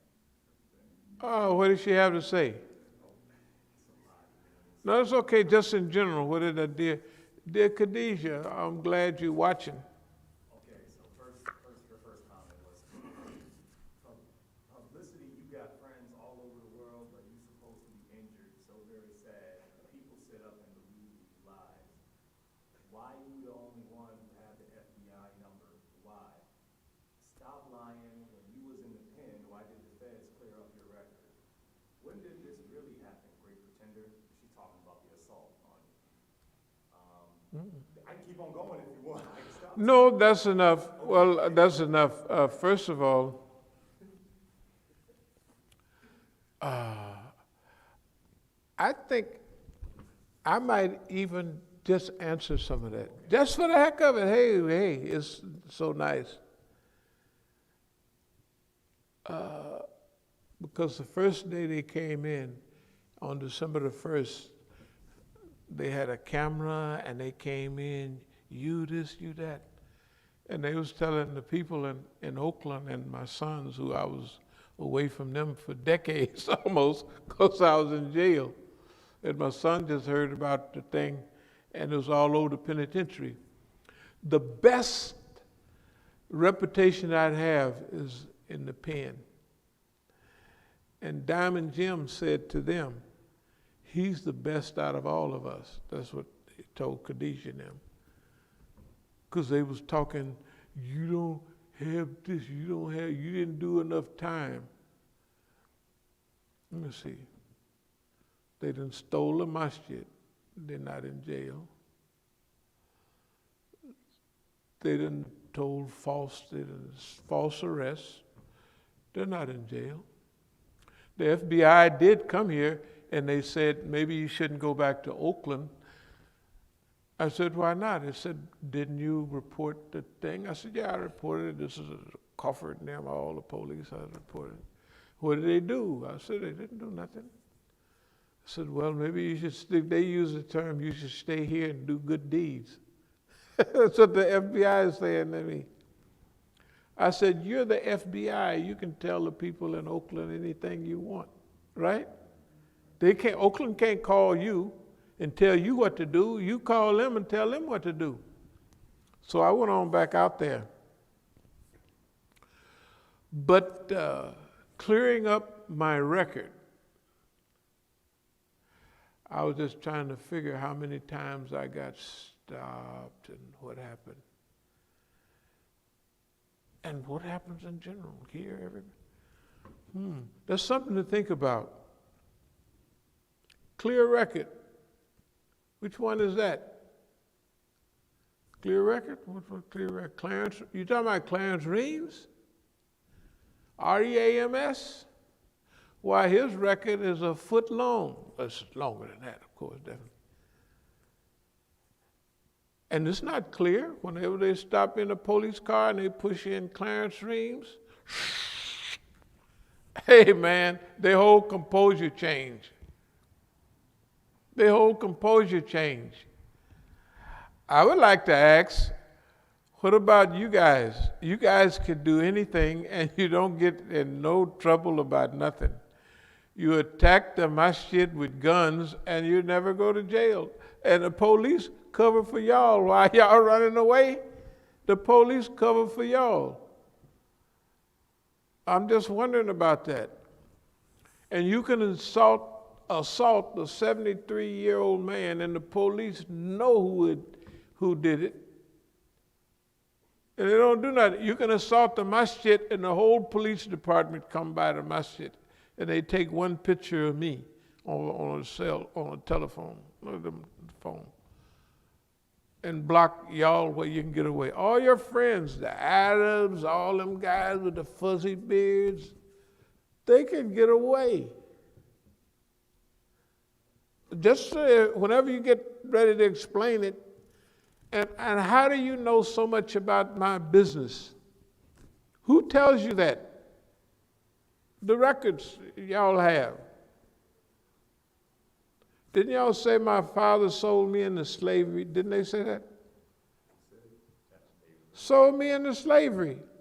What are y'all talking about? The doctor that patched my head up after y'all busted it called me a year later, sitting right there. So fine for you. So what you're talking about is having excellent relations with boss man. But now here's the thing. It's not me and my relations with boss man. It's you and your relations with boss man. Boss man in fronted you off and made a fool out of you. And I remember what we said in the masjid 2014 up in the front. I told you I was going to help. We were just sitting up there and I was going to help you and Mukhtar.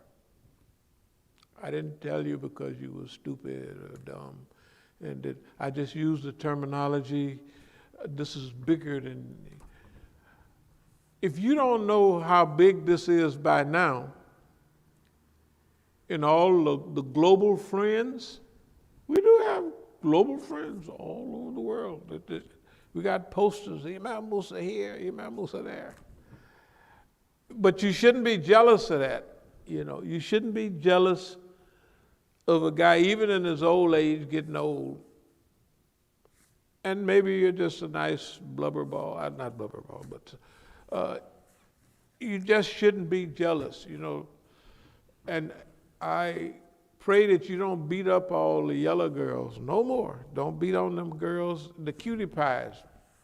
The question is, and everybody in Oakland know, why you just go beat up pretty girls?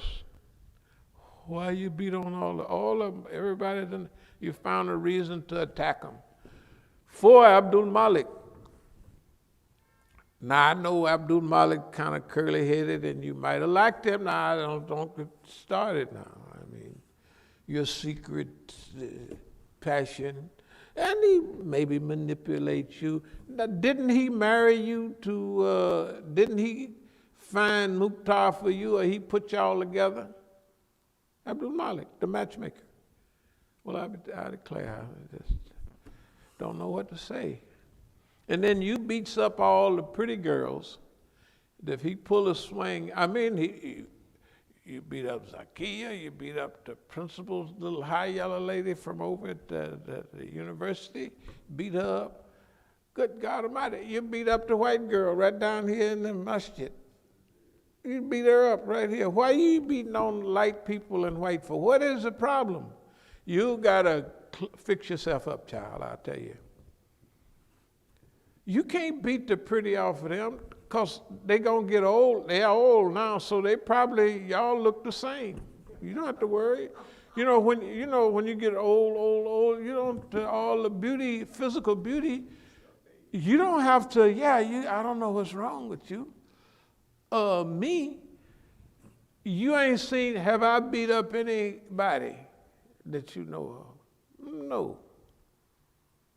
Have I taken anything from anybody? Well, I'm telling you, y'all steal everything that you get your hands on. Even you don't get your hands on it. Good God Almighty.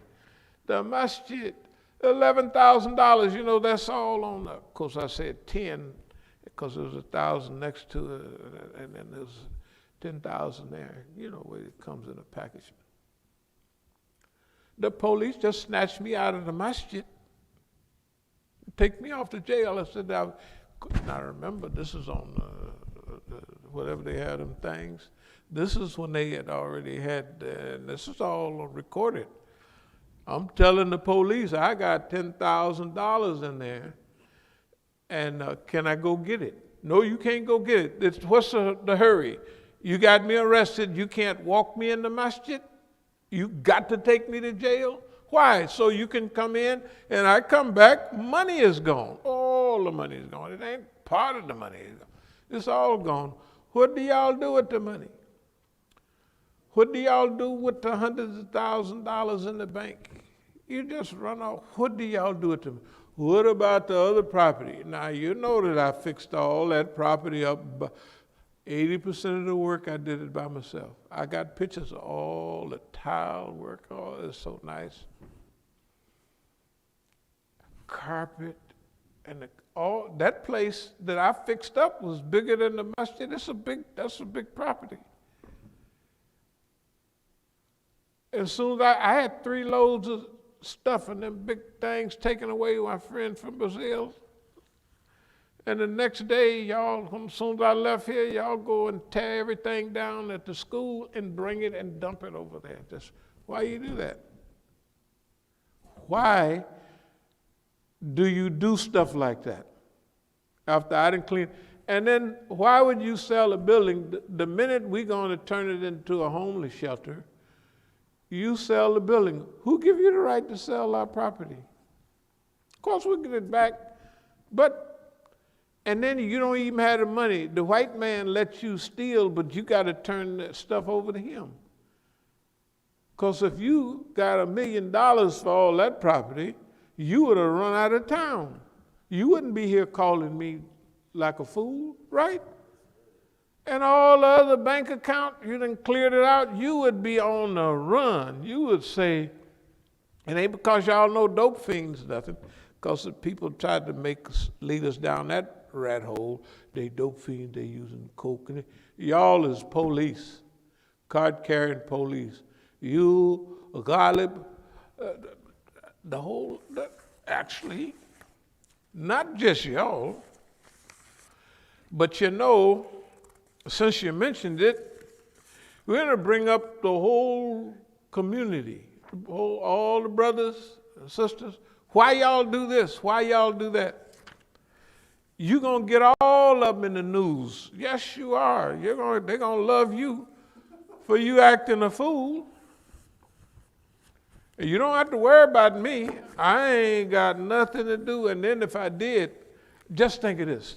How many Negroes with the police shooting everybody would give the police a statement? He has 2 guns and he brought them here, they're in the masjid, he's black and he's 6 feet something or other, and he has a record of fighting the police. Of course, they didn't got nothing on that.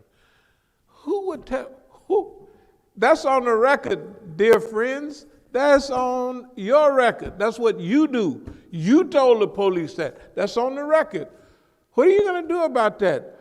He got 2 guns and he broke into the masjid. I got the deed to the masjid.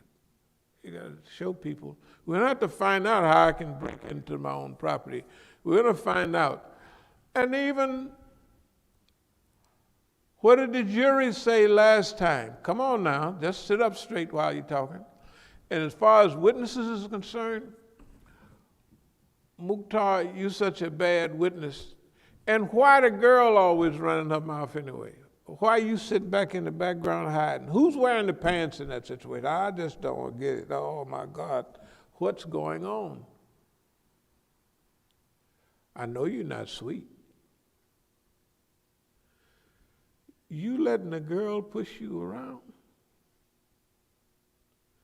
You mean Khadijah is running everything?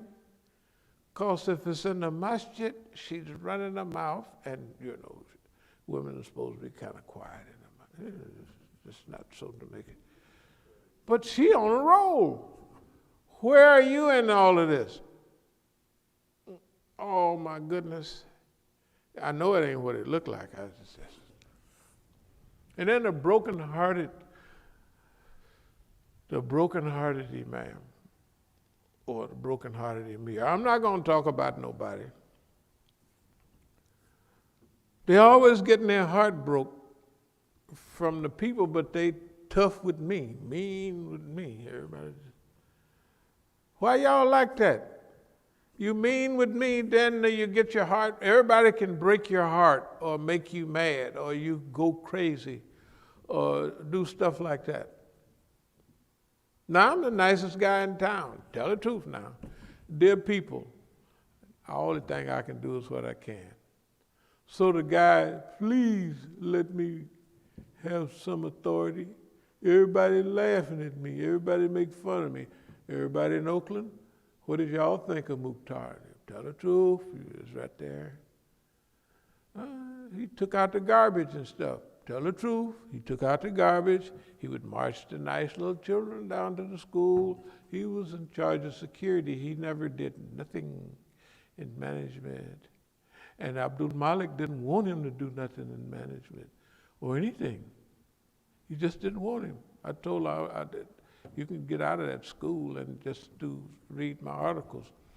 Didn't you take the articles to school, to the college over there, and the guy read them and said, you don't need this class if that guy, if you, with this stuff, strategic management, under conditions of repression, tell the truth, didn't you take it to the college? And what did the professor say? Said you don't need, that's what you told me. You could be lying, I don't know. And as far as money, y'all said, I've been here for 23 years, but you've had a salary.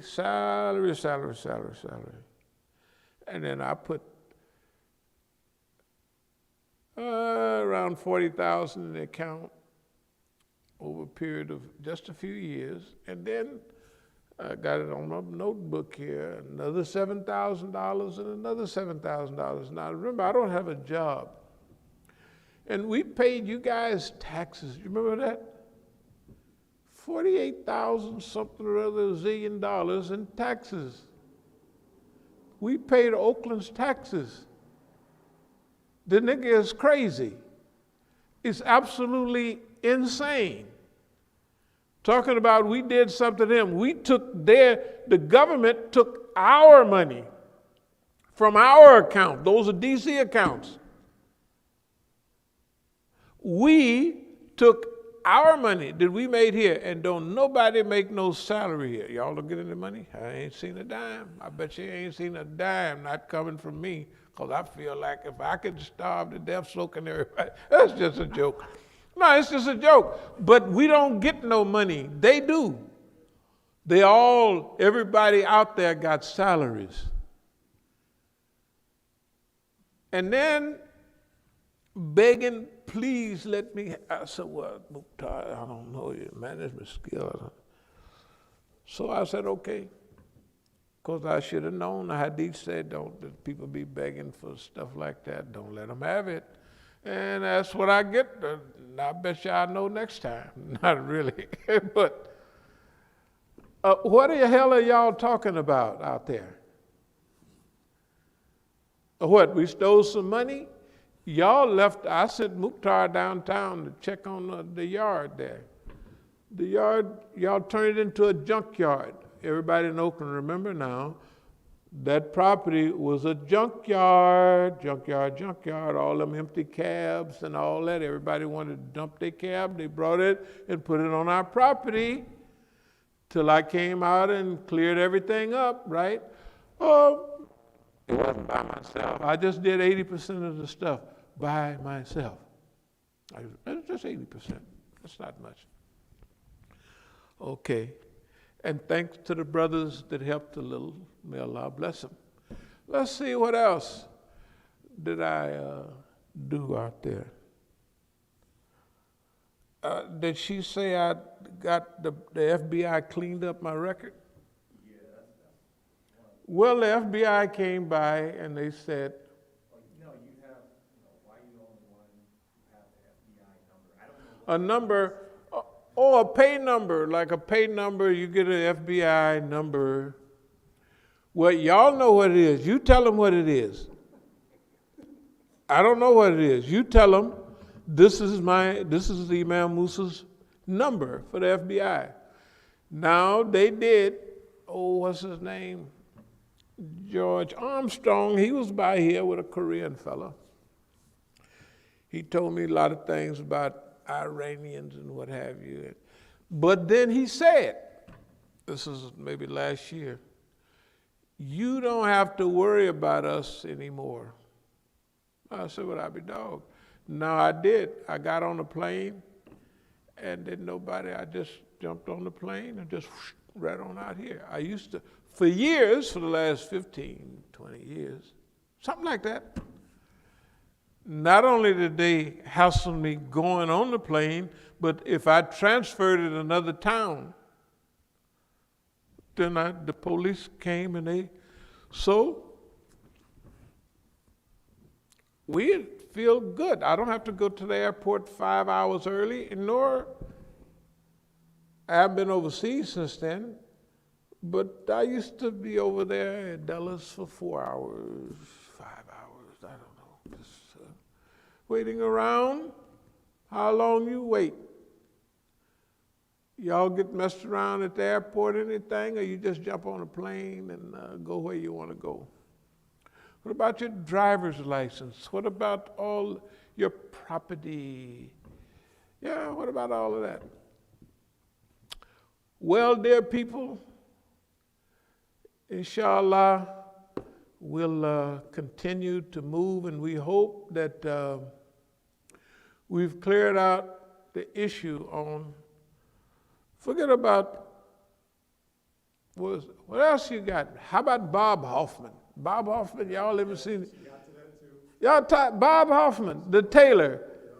The tailor. I haven't gotten there yet. Well, Bob Hoffman, the tailor. Everybody knows me and Bob Hoffman, he was a tailor. A Jewish tailor, Bob Hoffman. That's the only thing I know. If he got some other scheme, I don't know nothing about it. But I tried to look up Bob Hoffman. I couldn't find nothing. But look, you have to have a record of saying something is true. You can't Donald Trump this thing. You can't Donald Trump it. Donald Trump don't tell the truth about nothing. So far, y'all have not told the truth about anything. Nothing. You have to tell the truth a little bit sometimes. Every now and then you have to tell some truth, just to mix it up a little bit. My father sold me into slavery. Now everybody heard that. That's hilarious. That's why I don't cut y'all's number off. That's why you could call. I got my phone off now, but I'll cut it back on. Y'all want to? I don't cut it off. You see, they call and holler and everything. No, dear friends, so sorry. So sorry. We have to now move forward. And I'm going to close with this. I'm going to tell y'all that. This is hilarious. I don't cut y'all's number off where you can't call, because y'all are considered like the fools or stupid. Not Laurel and Hardy, although you might look like a black Laurel and Hardy, except male and female. Laurel and Hardy, no doubt about that, or Joey Brown, all them people. Look,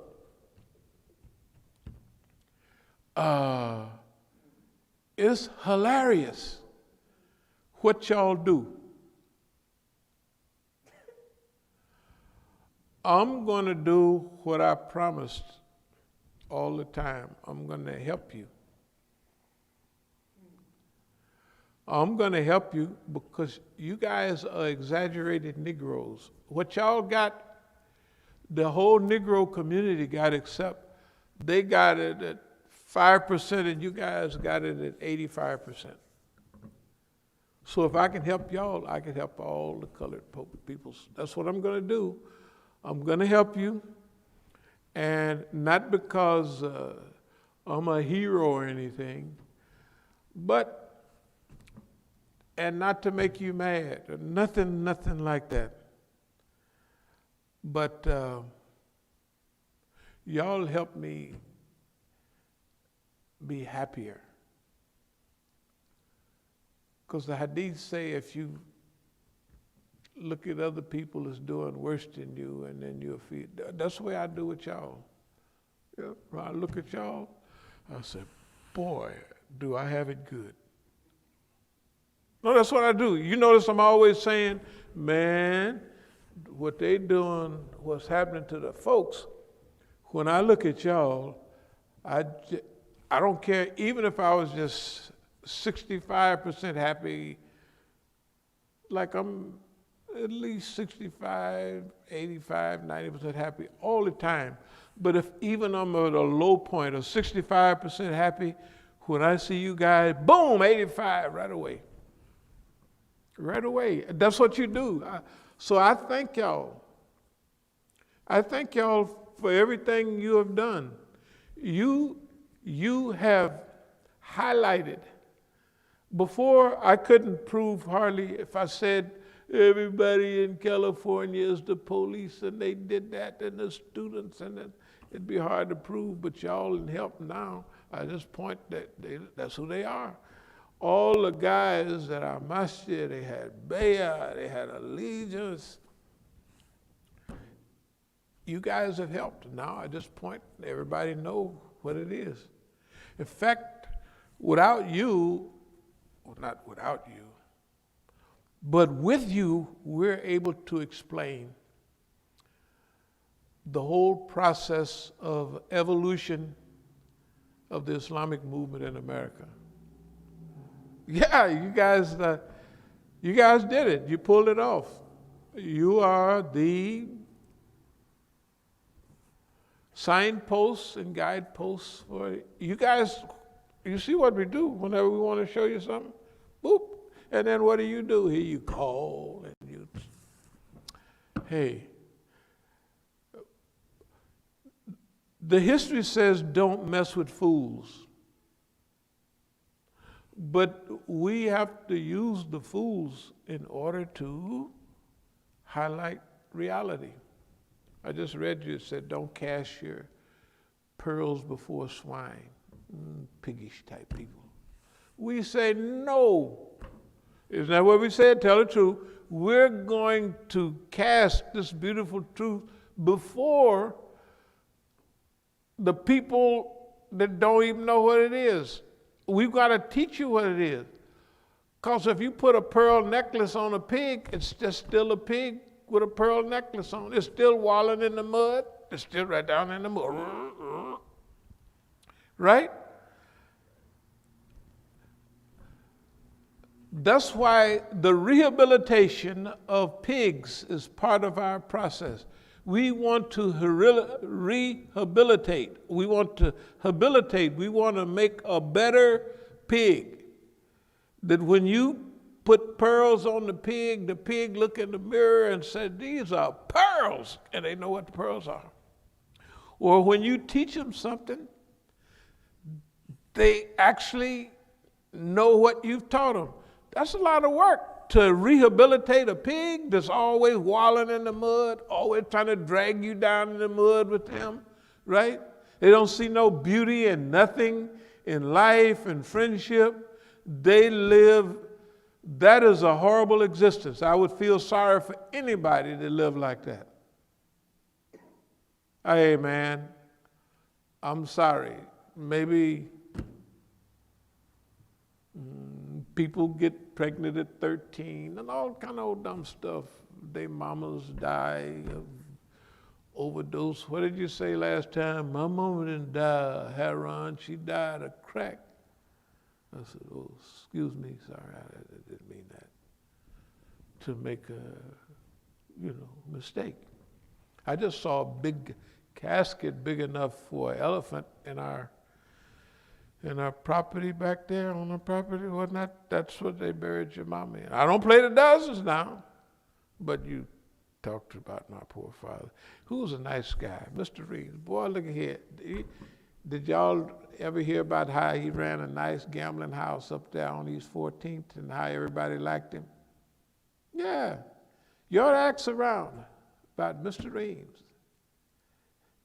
Got a good reputation. Yeah, a good reputation.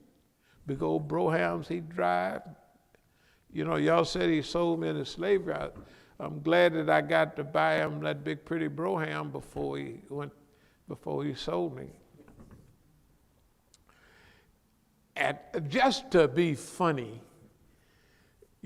everybody in Oakland knows this, that not that I was a favorite or anything, but the youngest, and stuff like that. That is, anyway. So I'm sorry, child. I'm going to help you. I'm going to help you a whole lot because you need help. That's all. That's all, folks. That's it. That's all. That's it.